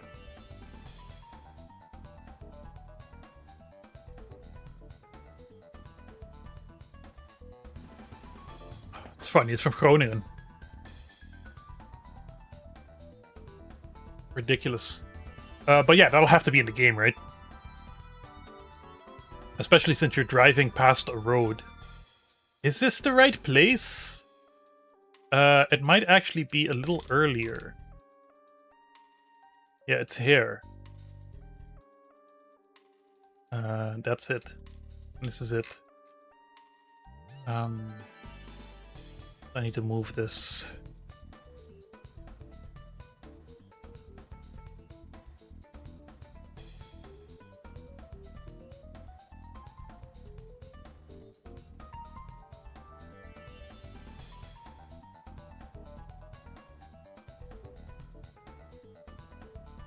Will you be able to fight the windmill? I have these ideas. I have so many ideas. Oh my god. Endless ideas. I have these ideas for potentially dream sequences in which I can do wilder stuff. So who knows?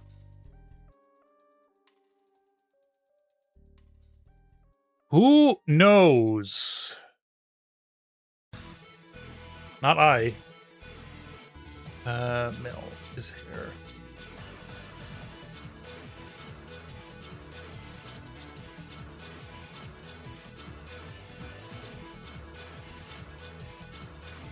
Old mill. Wonder how many other like authentic Dutch windmills there are in this hemisphere.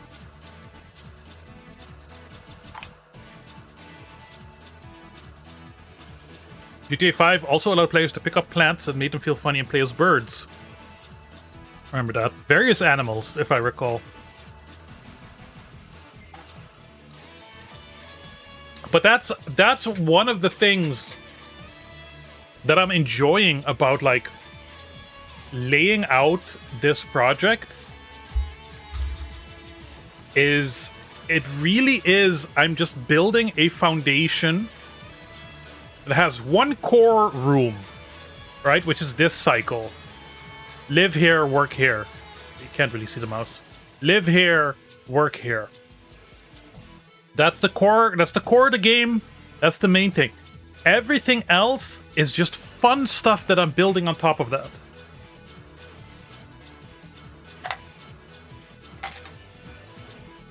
And so I can do anything that fits within like the confines of what I'm trying to do with the game. But yeah. Because this would be like the main road network of things you could see. Places you can potentially go. But that doesn't preclude me from potentially building a little side road that goes to a particular attraction of some sort, you know? But this is the gist of it.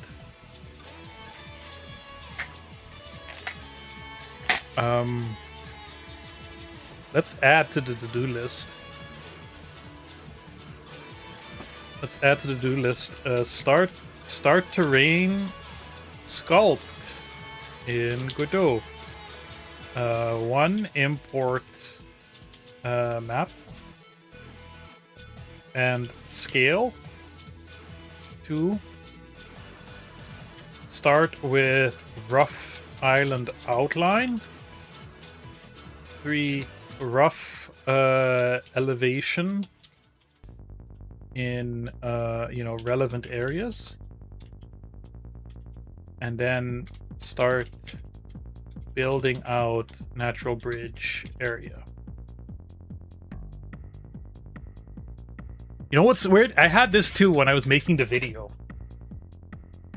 This is just like part of the creative process, and I'm still like, because I'm relatively new at actually being able to accomplish these kind of larger projects.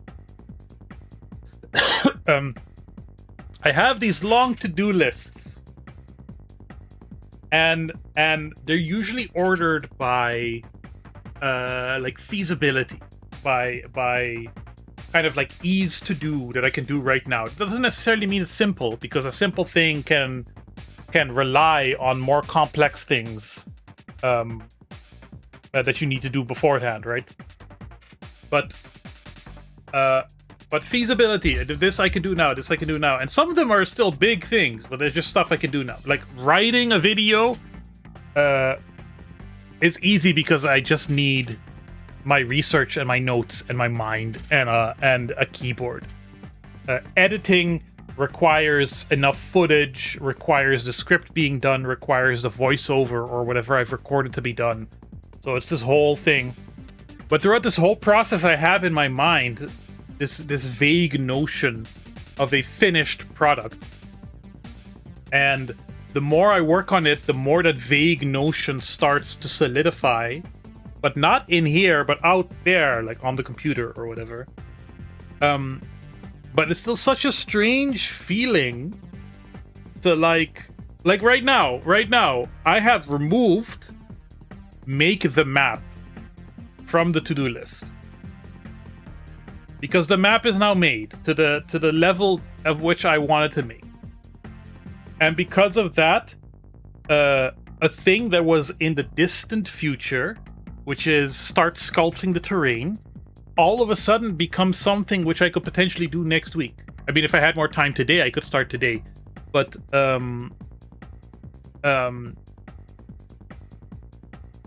yeah, it's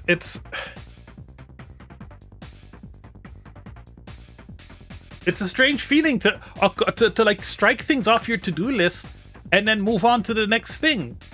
I'm not used to it. I've only been doing it like that for a few years. I've only had organizational skills for a few years.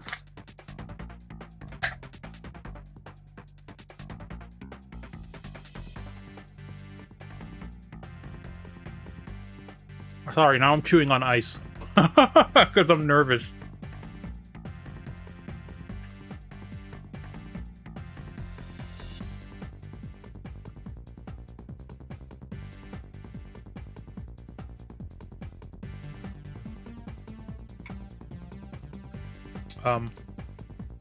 What else will we be doing today then?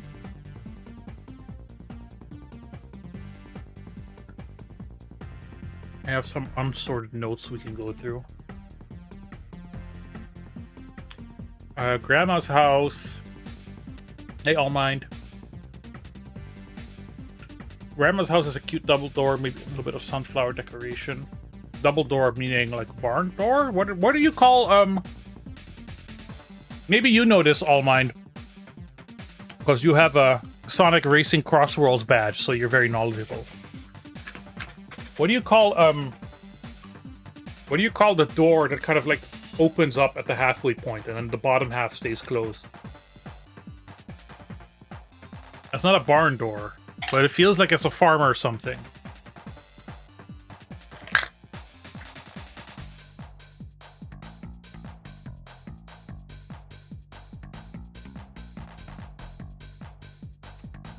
Is it called a Dutch door? Is it actually called a Dutch door? Are you kidding me? See? In Dutch, it's... Yeah, what? A boerendeur.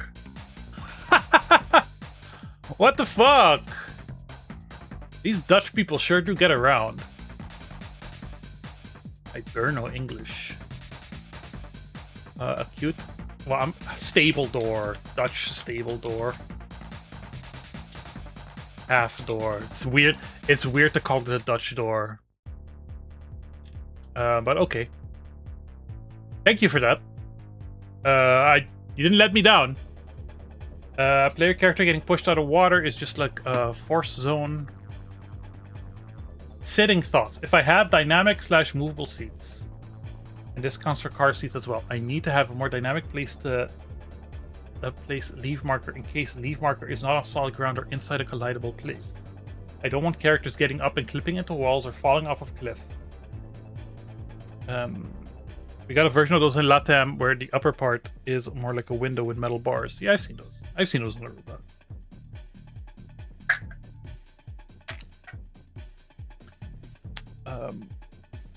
Don't want characters getting up and clipping into walls or falling off a cliff.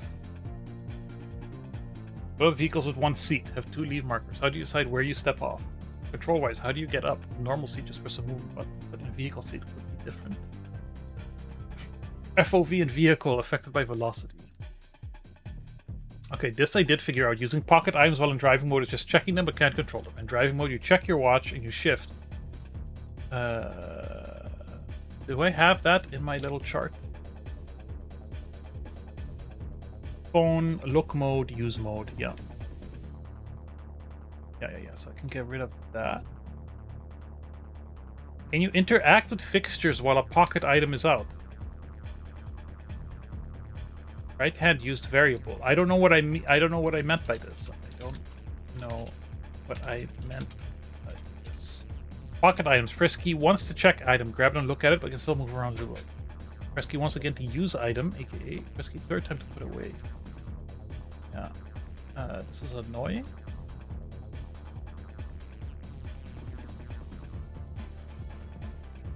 I had look mode, yeah. Press pocket item key to bring up item. Press / tab to put away item. Press use to go to use mode of item if applicable. While in look mode, Using other pocket item key will switch between items. Use mode is locked until pocket item is put away. Yeah. That's good. Pocket items of states.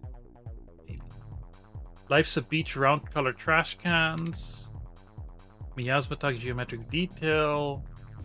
From Monbazoo, jangling keys in ignition. That's a nice little detail in Monbazoo when your keys are in the ignition in your car.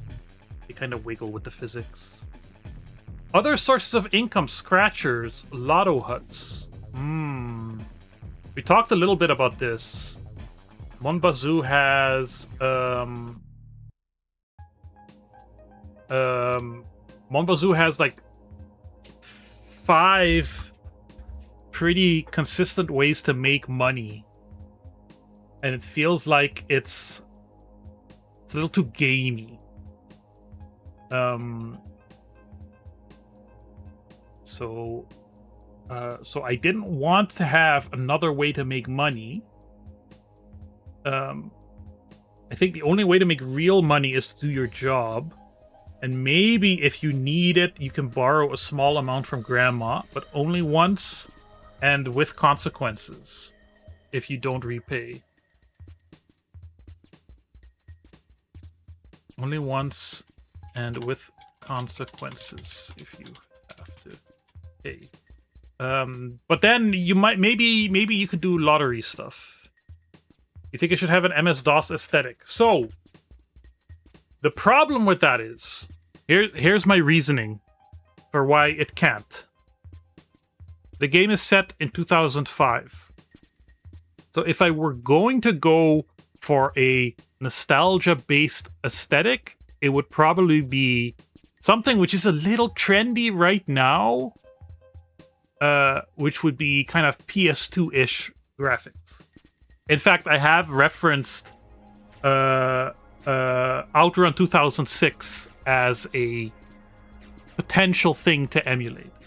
The other problem with that is emulating a historical style takes talent and expertise in visual design that I don't know if I have. But that's a whole other problem entirely. Like, of course, the whole point is I'm trying to learn all these skills as I'm doing them. But like, doing that right, because I would want to do it right, that would take a level of craft that I don't know if I have the time to actually develop for this.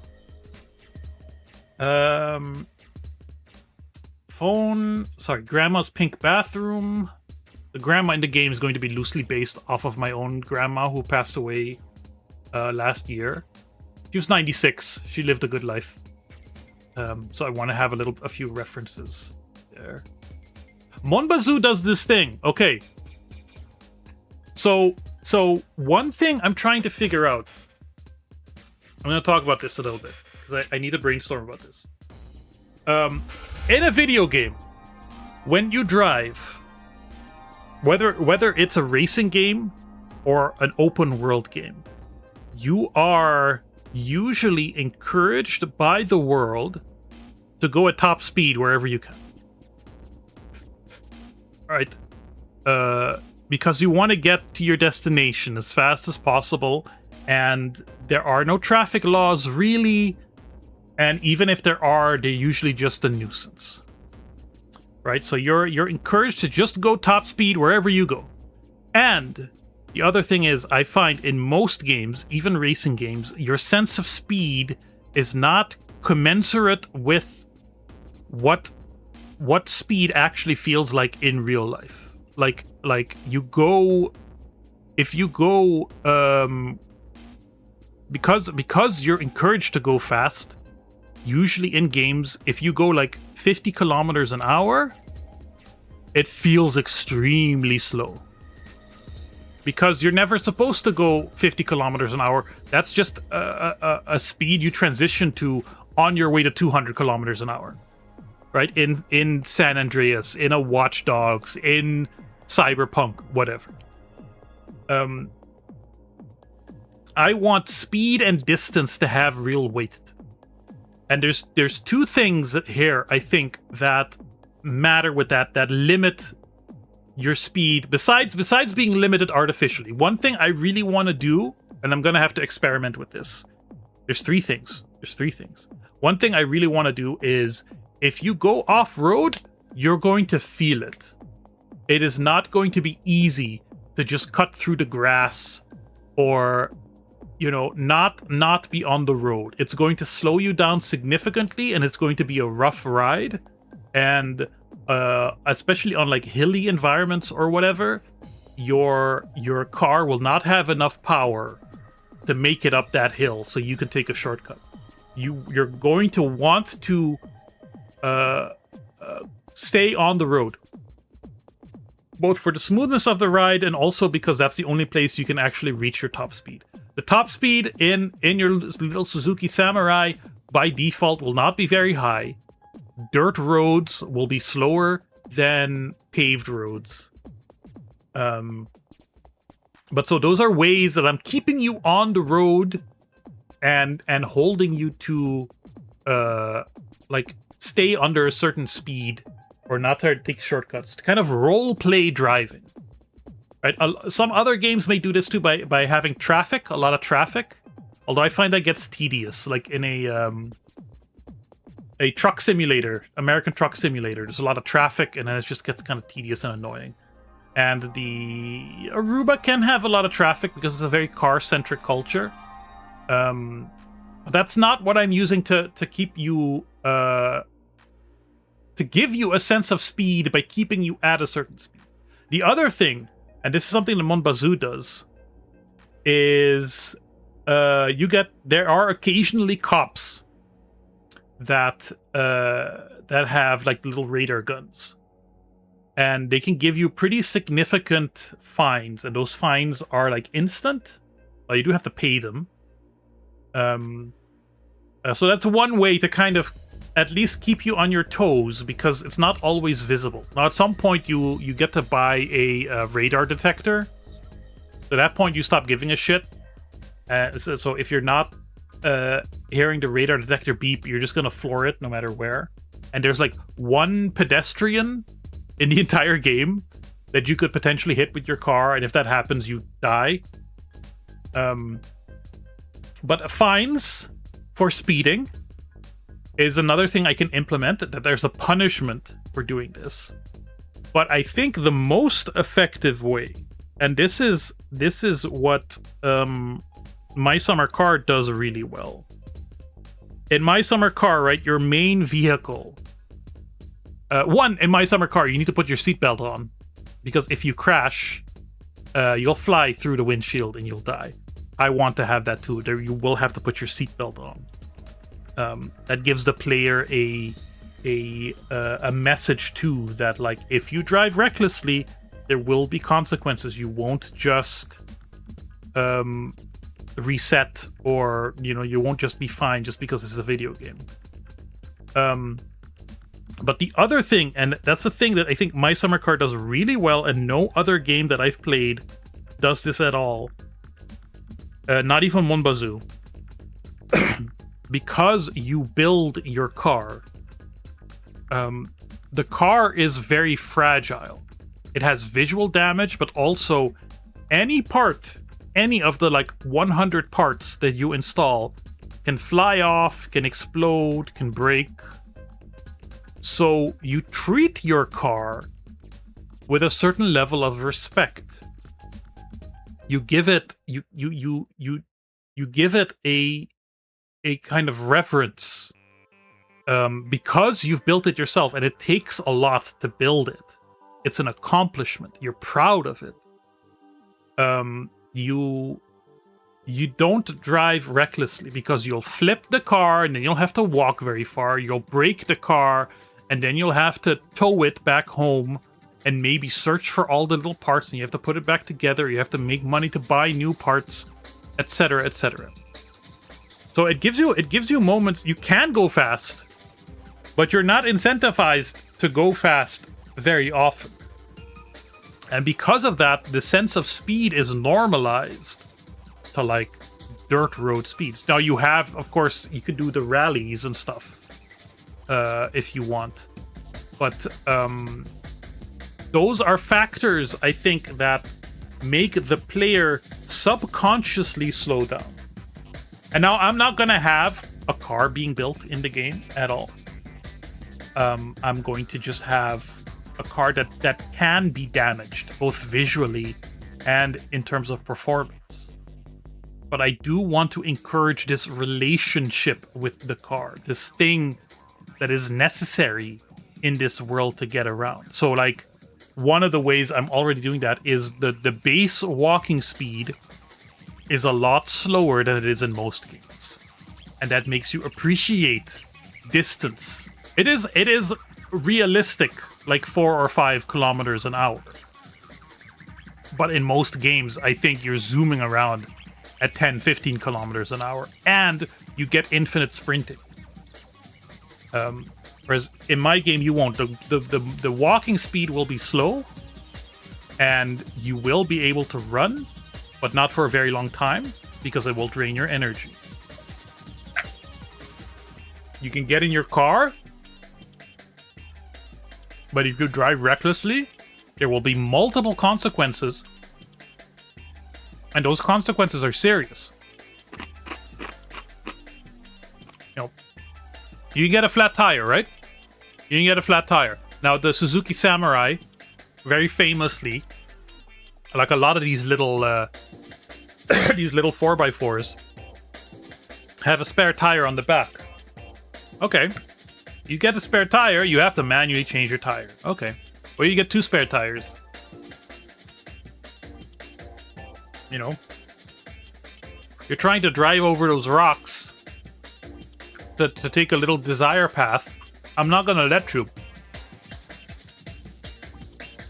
Every like corner on a road is going to have a rock or a building or a tree or a cactus. So, if you want to take that corner, you have to slow down, well, or stay slow. You know, so there will be financial implications, there will be time implications, and all these are things that will distract you from going out and exploring the island and having fun. And the goal isn't to be punishing. I think in My Summer Car, the goal is to be punishing. There's a certain sadism to that game. I don't want that. But I want you to take in the world slowly.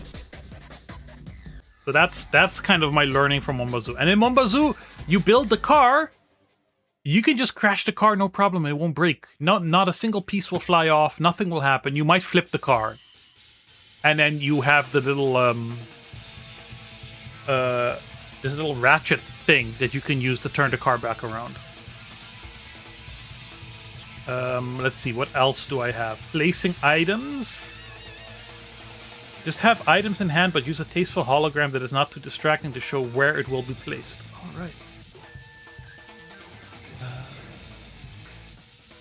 Placing items. Just have items in hand, but use a tasteful hologram that is not too distracting. That was a thought I had. That way, the item can still be held in the hand.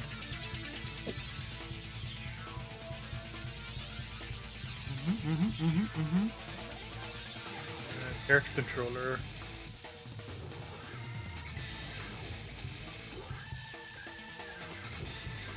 Ring notes.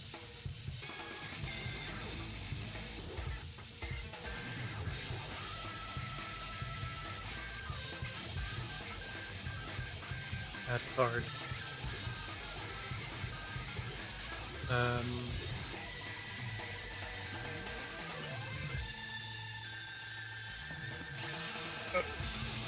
What if this was a game about learning to drive a car and getting a license like Pilot Wings was for driving as a metaphor for coming of age? That's something I can do, but it's not... I don't know if it's a metaphor for coming of age. If I'm thinking about it. It is, the main character will be based on me loosely when I was 18, although I did not have a driver's license. Still don't, never drove. So it's a little bit of a fantasy. And usually, like I graduated high school. 3 months later, I was on a plane to the Netherlands. Right? For people who graduate high school, that's the thing that happens on Aruba. Usually you go to the Netherlands because you have Dutch citizenship anyways, and there's a million universities here. Some people go to the States, a few others scatter across South America.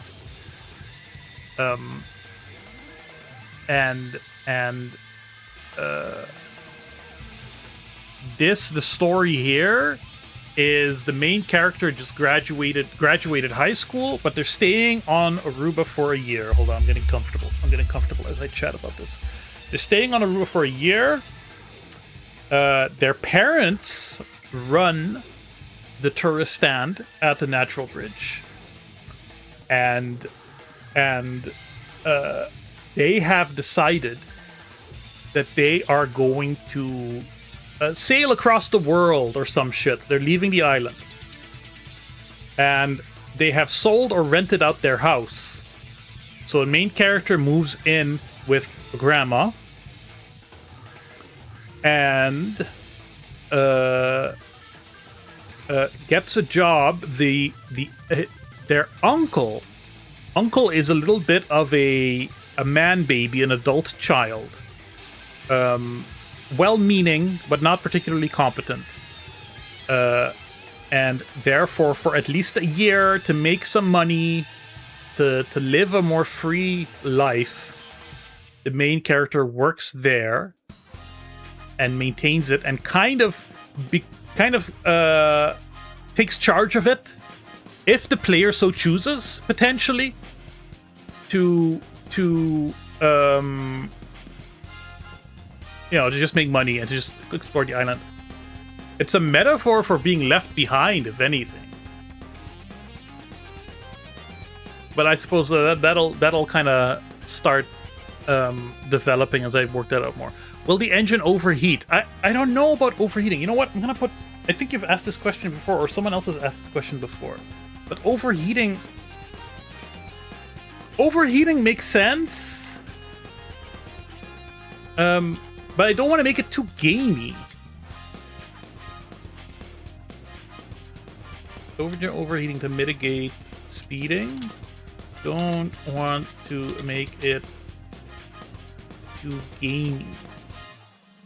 Like, I don't want it to be like, oh, you're holding the turbo boost, but you can only hold it for a certain amount. Lego Island. It's a little Lego Island. Yes, I've never played Lego Island, to be fair. I've never played it myself. I think I may have as a kid, but I don't have, like, fond Lego Island memories.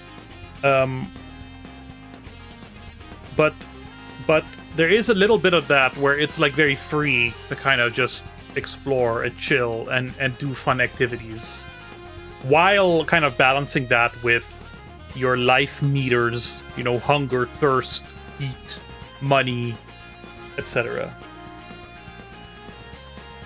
Need item placing feature, so we did that already. I have somewhat figured it out. Place for hologram. You need a reason to hang around the house, stuff to do at home.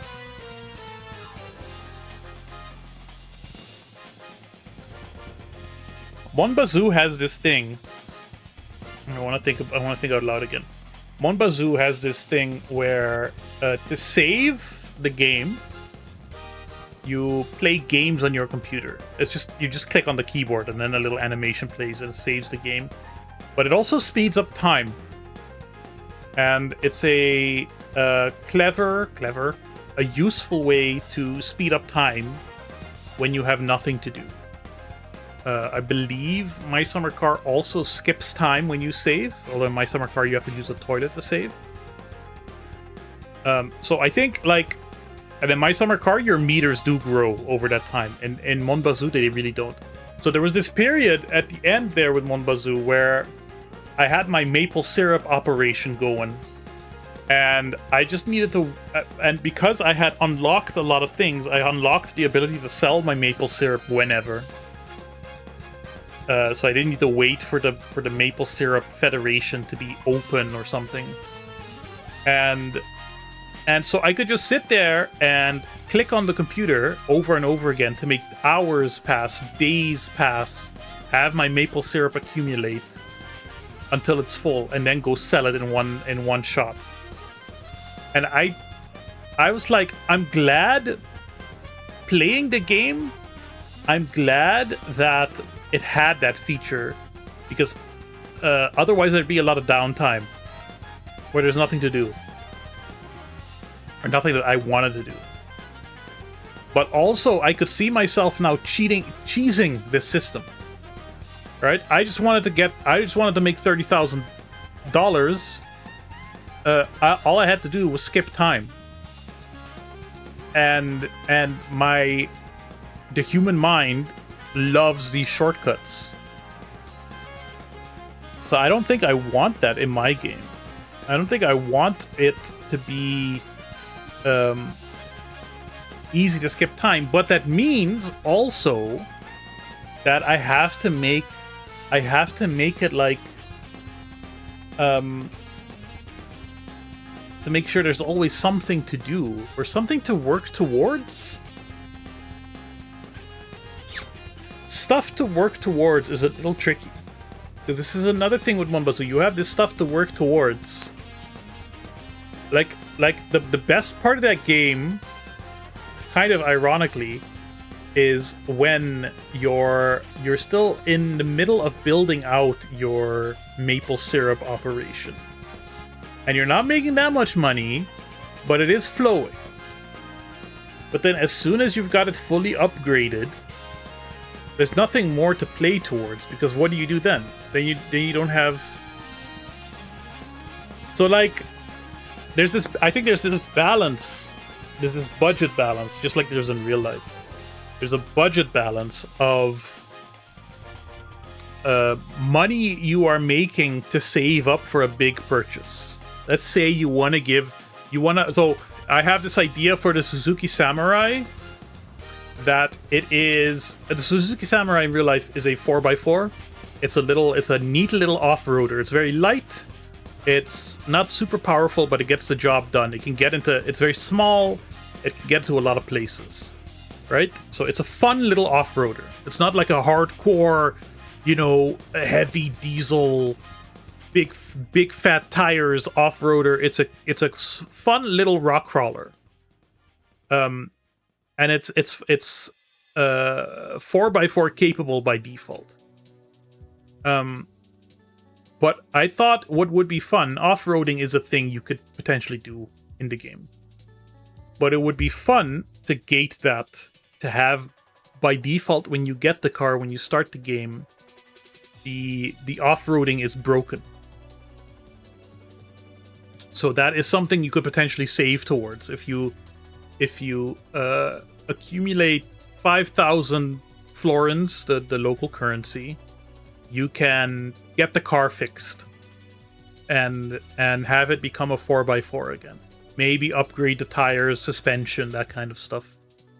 Those are like big things to work towards, right? But there's also this element of smaller things you need to budget for. Food, daily food has to cost money. You're sharing the power bill with your grandma. You have all these little daily costs. And I think I want to put a lot of time into balancing that out so that it can still be fun to save up for something big, but it's also still fun to be like,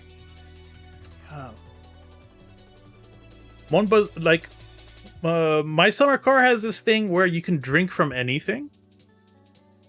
As long as you have access to drink, usually it's beer.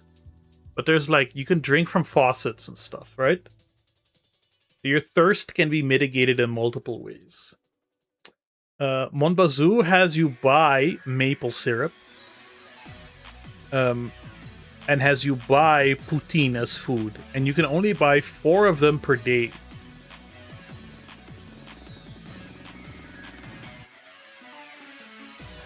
I think there is something about limiting how much you can buy in a day so that you can't stockpile too much. My summer car also has, by default, and I think Monbazu has this in hard mode, that food can spoil. So you can't just, as a player, try to cheese things. I don't want you to be able to cheese things. I'm sure, no matter what I design, players will be able to cheese things. Players do what players do. But I want to encourage you to play a certain way, to have a certain routine, you know? Like, in the morning, you have a breakfast. Maybe you need to use the toilet or shower. I don't know how I'm going to do hygiene yet. You say you kissed your grandma on the forehead, and you drive to work. That's a few minutes. Then you work the whole day. You end the day. Maybe you get paid daily. Maybe you get paid weekly.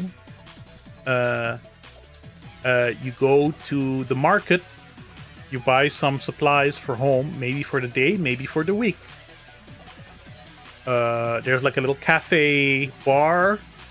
You can eat there too, or take care of some of your needs.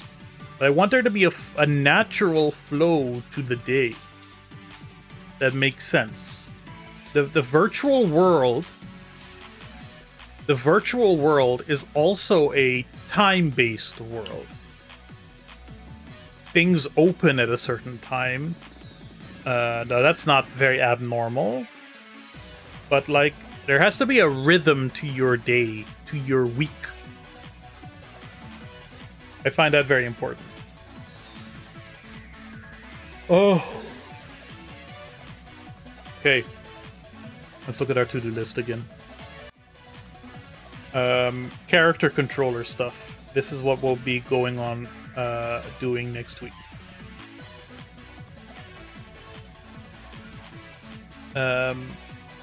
There's a red. I need to do some tutorials. I think I'll need to do some tutorials. I need to watch some tutorials. Maybe I'll watch some tutorials in the weekend. The reticle right now is just like a texture bitmap, and I think we can make that something a little more dynamic.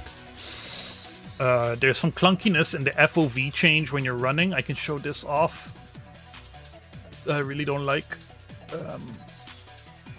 It's looking okay now, but it's a little fast. But when I zoom, also it's very fast, and I haven't been able to slow it down.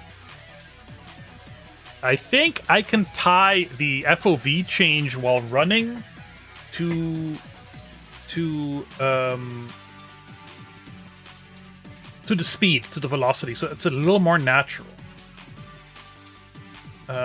Doors work. Physics doors do not. But that's not a character controller thing, that's a door thing. The interaction with the door is working fine. You go like this. Go like this, it opens that way. I have a whole thing sketched out about how I want doors to work. Sitting doesn't work yet, but switches do. And like you can't use this. You need to crouch to use stuff that's on the ground. That I like. The head bob is fine. Crouching is fine. Jumping is fine. All these states are fine. But there's the big thing is yeah, item use programming. This is the big thing of interaction. That's what it's called. Item use arm interaction programming. Hey Fluff. Is really like my different levels of interactions. I have mostly figured that out. Let's go over it again. You have two types of interactions, which will have two types of input. You have the body interact, which is sitting or sleeping or engaging with furniture. These are changes to your movement state. You know, these are kind of a big kind of thing. Interacting with a chair is not the same as interacting with a door. And I want to communicate that. And then there's hand interact, which means using a fixture. We've called it fixture. That's like a light switch. That's a door. These are things that are tied to the environment. Or picking up an item.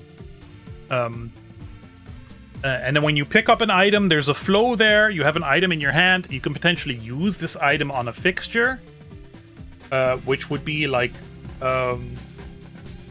placing something in something, combining something with a static fixture. Something I had in mind was like you have an empty water bottle and you have a trash can. And two ways of putting trash in a can in a game is one, just dropping it into the can and having like this kind of physics thing. But there's also like using an item on another item. And there's dropping an item.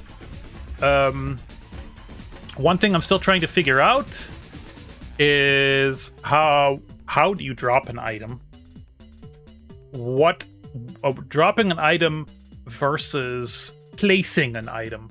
These would require different inputs, right? Dropping an item is literally just going and having it fall. And placing an item is if you hold a button and then you can rotate. This way you can potentially like stack.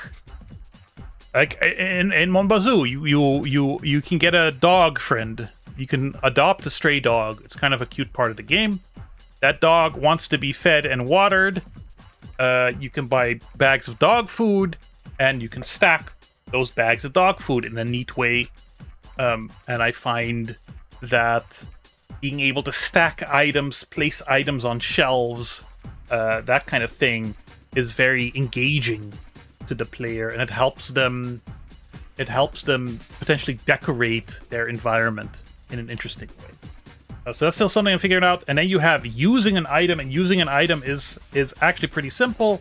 It's like you hold an item that can be usable. You pick up a flashlight from the ground, right? There's a different input to dropping that and using that, and that's using it is, you know, turning it on or turning it off. That's like a wieldable item. And then I have my my weird little inventory system. We don't need to talk about that, but you need to put something in the inventory to take. So, and then these are the controls that I've worked out for that, but I still need something for. Let's see. I still need something for.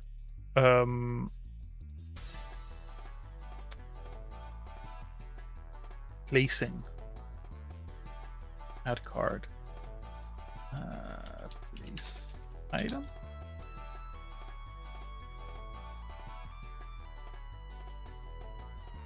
How are you doing today, Fluff? How are you holding up on Hellscape Earth? And then there's the pocket items. These are items that you carry on you. I've already figured out how to make that work. I'm pretty happy with that, I think. You can take out, like, it's like a phone or your MP3 player or whatever. And you have look mode, use mode, and put away. So you have a key to bring up that particular item. So here I have a little Tamagotchi, right? Woke up early, fell back asleep, woke up later than intended, and now groggy as hell. Caffeine? Caffeine, anyone? Maybe some caffeine. So you hit the Tamagotchi key. You hit the Tamagotchi key. You bring up the Tamagotchi. And you could just look at it. This allows you to do other stuff. If you're driving, you can still pick up the Tamagotchi key. Your Tamagotchi. You can still look at it. You can still look at your watch while you're driving. You're driving, you can look at your watch. Okay? When you're driving, you can't interact with your watch. But when you're not driving, you can look at your watch, and then you can hit use on it. Something. And then now you're interacting with your watch. Now you can set an alarm or use a stopwatch or some shit like that. Yep, that all makes sense.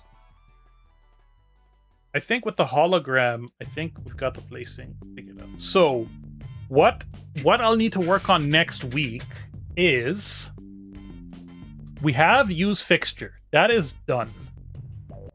That is complete. We need to do pick up item.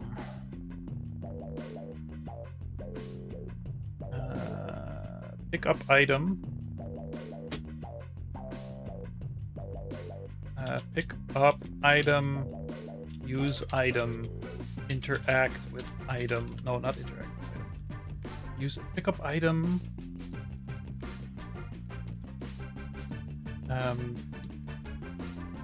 Pick up item, drop item, use item. Pick up item, drop item, use item. Those are the main ones. And then there is place item, and then also use item on fixture. And then finally, there is basic underarm inventory. Oh my god, again, this feeling of like, I've been avoiding these things for so long. I'm just doing other stuff. I'm spinning my wheels, all of a sudden getting things done. And these things which were abstractions slowly becoming more solid and real.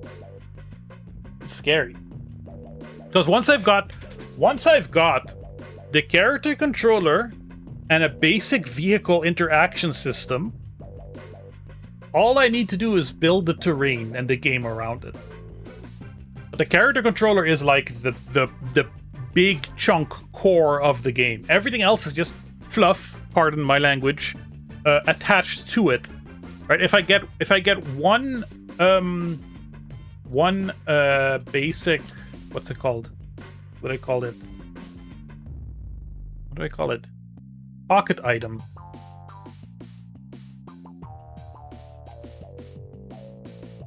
Like that's like object-oriented programming, right? You create this basic object, and that's where you put all the work in, and then you just kind of, to make a new object, you just kind of copy that, or you just build on top of that. You extend that and just add whatever you need. It's kind of weird. It's a weird feeling. Yeah. There's a reticle. FOV change is clunky. This is mapped out. Sitting. Sitting basic. Sitting dynamic. So my get a different tune going. My initial idea for how to do the sitting. You have a chair. Yeah, you have a chair. You look at the chair and you use the use body key. No matter where you are, your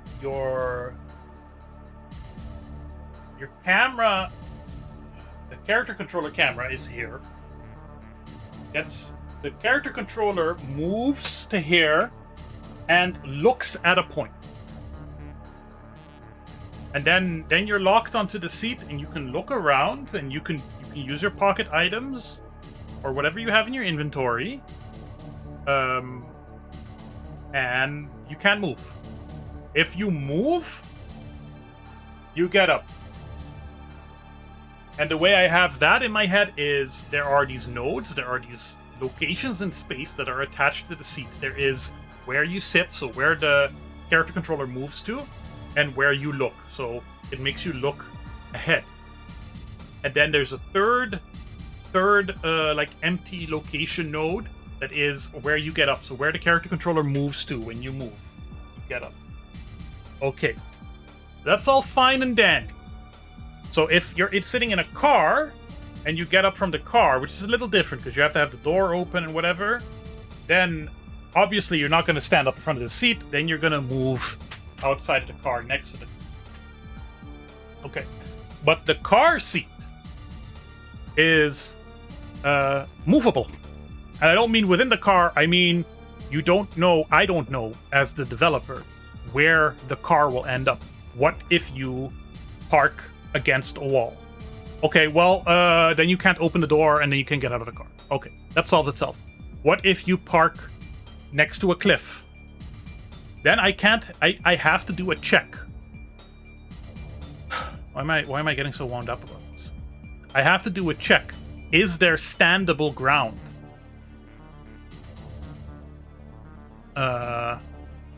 Is that all I have to do?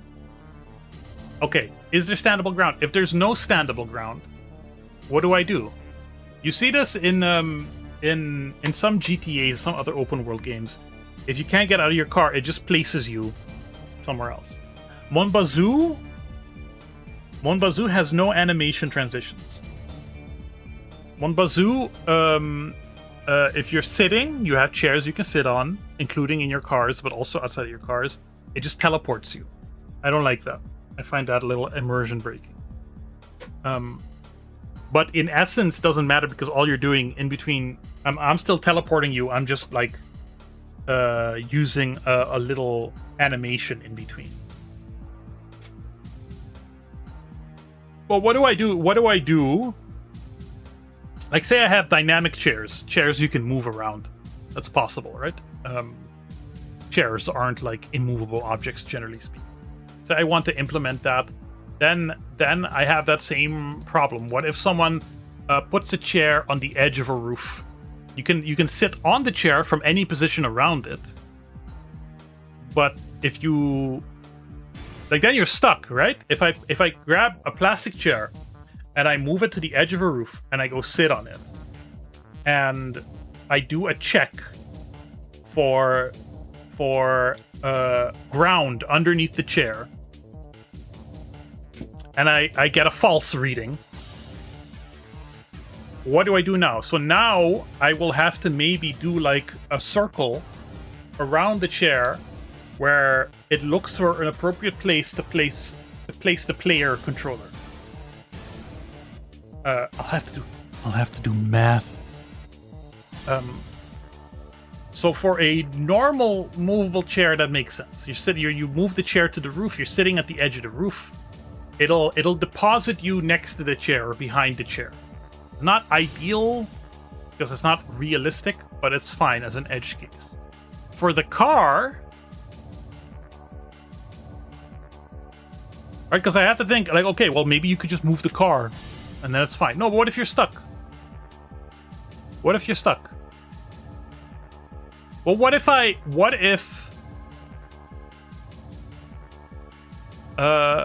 there's an option. It's an option to just let the player fall to their deaths. Right? They decided to park next to a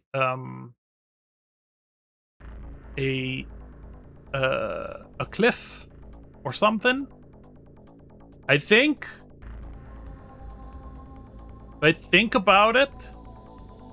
For the car, I don't need it to be dynamic. I just need to give you an option. I need to give you an option to move to the passenger seat. All right, let's write this down. For car, tablet, I don't need you anymore. For car, dynamic, getting up from seat. I don't need to calculate if or check if there's ground under. Player will be able to see. So if they decide to get out, that's on them. But just as for if the door is blocked and the car can't move, you should give the player option of moving to the passenger seat and getting out on that side. So that would just be like looking at the passenger seat and pressing use body on that. I think just would be looking at passenger seat and hitting the use body on that. And then at that point, you're sitting in the passenger seat and you can do whatever you can in the passenger seat. Nothing else changes. You can open the passenger side or open or close the passenger side door and get out of the passenger side. That makes sense. But for potential dynamic chairs, you do need to check if the get up node is viable, e.g. on ground or not in a wall. Alright. So this is we got the road layout roughly. I'm kind of happy with it. Places you'll be able to go in the full game include Natural Bridge in Antikuri, Bushiribana, the Ayo and Kasibari rock formations, which are kind of close, but whatever. The Hooiberg, Wariruri, Alto Vista, California Lighthouse. This whole area is rather urban, but we can make it work. The Adventure Golf, the Hooiberg, Balashi, Franzepasspans Lagoon, Arikok, Kunuku Arikok, Yamanota Hills. Oh, there's a water tank here too. I forgot. There's a water tank here too. Very important one. Where did I drop the pen? The good thing I came back to this.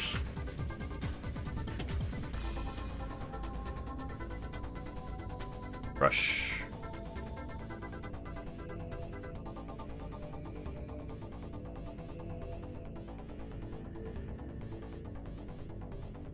Water.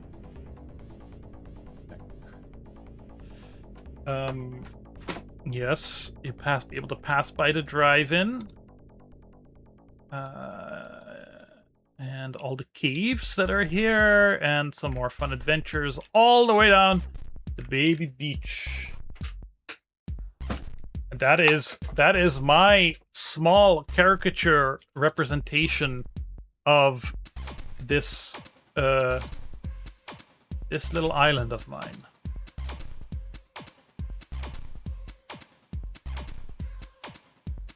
What's funny is like, strictly speaking scale-wise, it's 1/3 the size. Although I don't know if area works like that too. Lengthwise, it's 1/3 the size. But detail-wise, for the most part, it's going to be even smaller.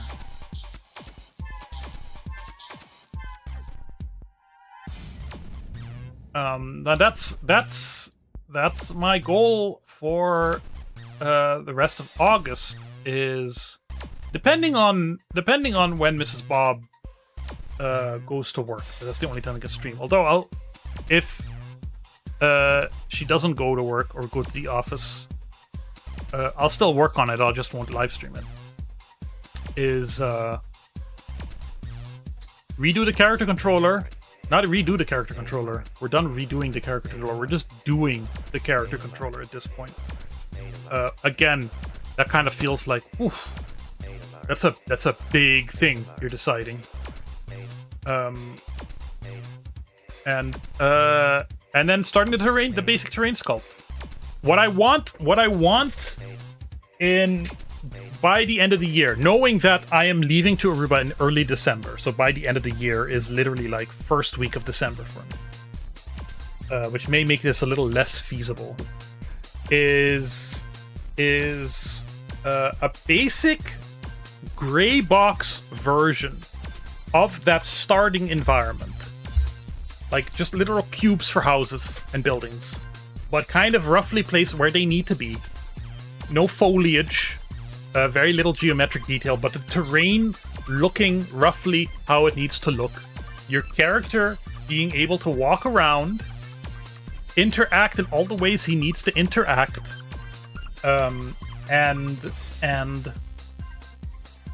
being able to get into and out of a vehicle, and maybe also like having manual startups and stuff like that, like actually being able to interact with some parts of the vehicle dashboard. You know what I mean? Not just being a slab on wheels, although that is where it will start. That's it for today. I'll be back tomorrow evening for a rare Thursday stream. Haven't done those in a while. Don't plan to do many of those, but I need to finish that goddamn game based on the Charlie Sheen film, The Arrival. I'm starting to get a little tired. I'm about to go have myself a little early lunch and then work. I look like this while doing it. And hope I can make a little bit of money. Thank you everyone for hanging out. You are all so kind and sweet. And thank you for the lovely feedback on the video. It was very scary. For patrons, there is now a leftovers article with some extra post-mortem thoughts and whatnot. Please enjoy. Other than that, creation. Today's the day. Have a good one.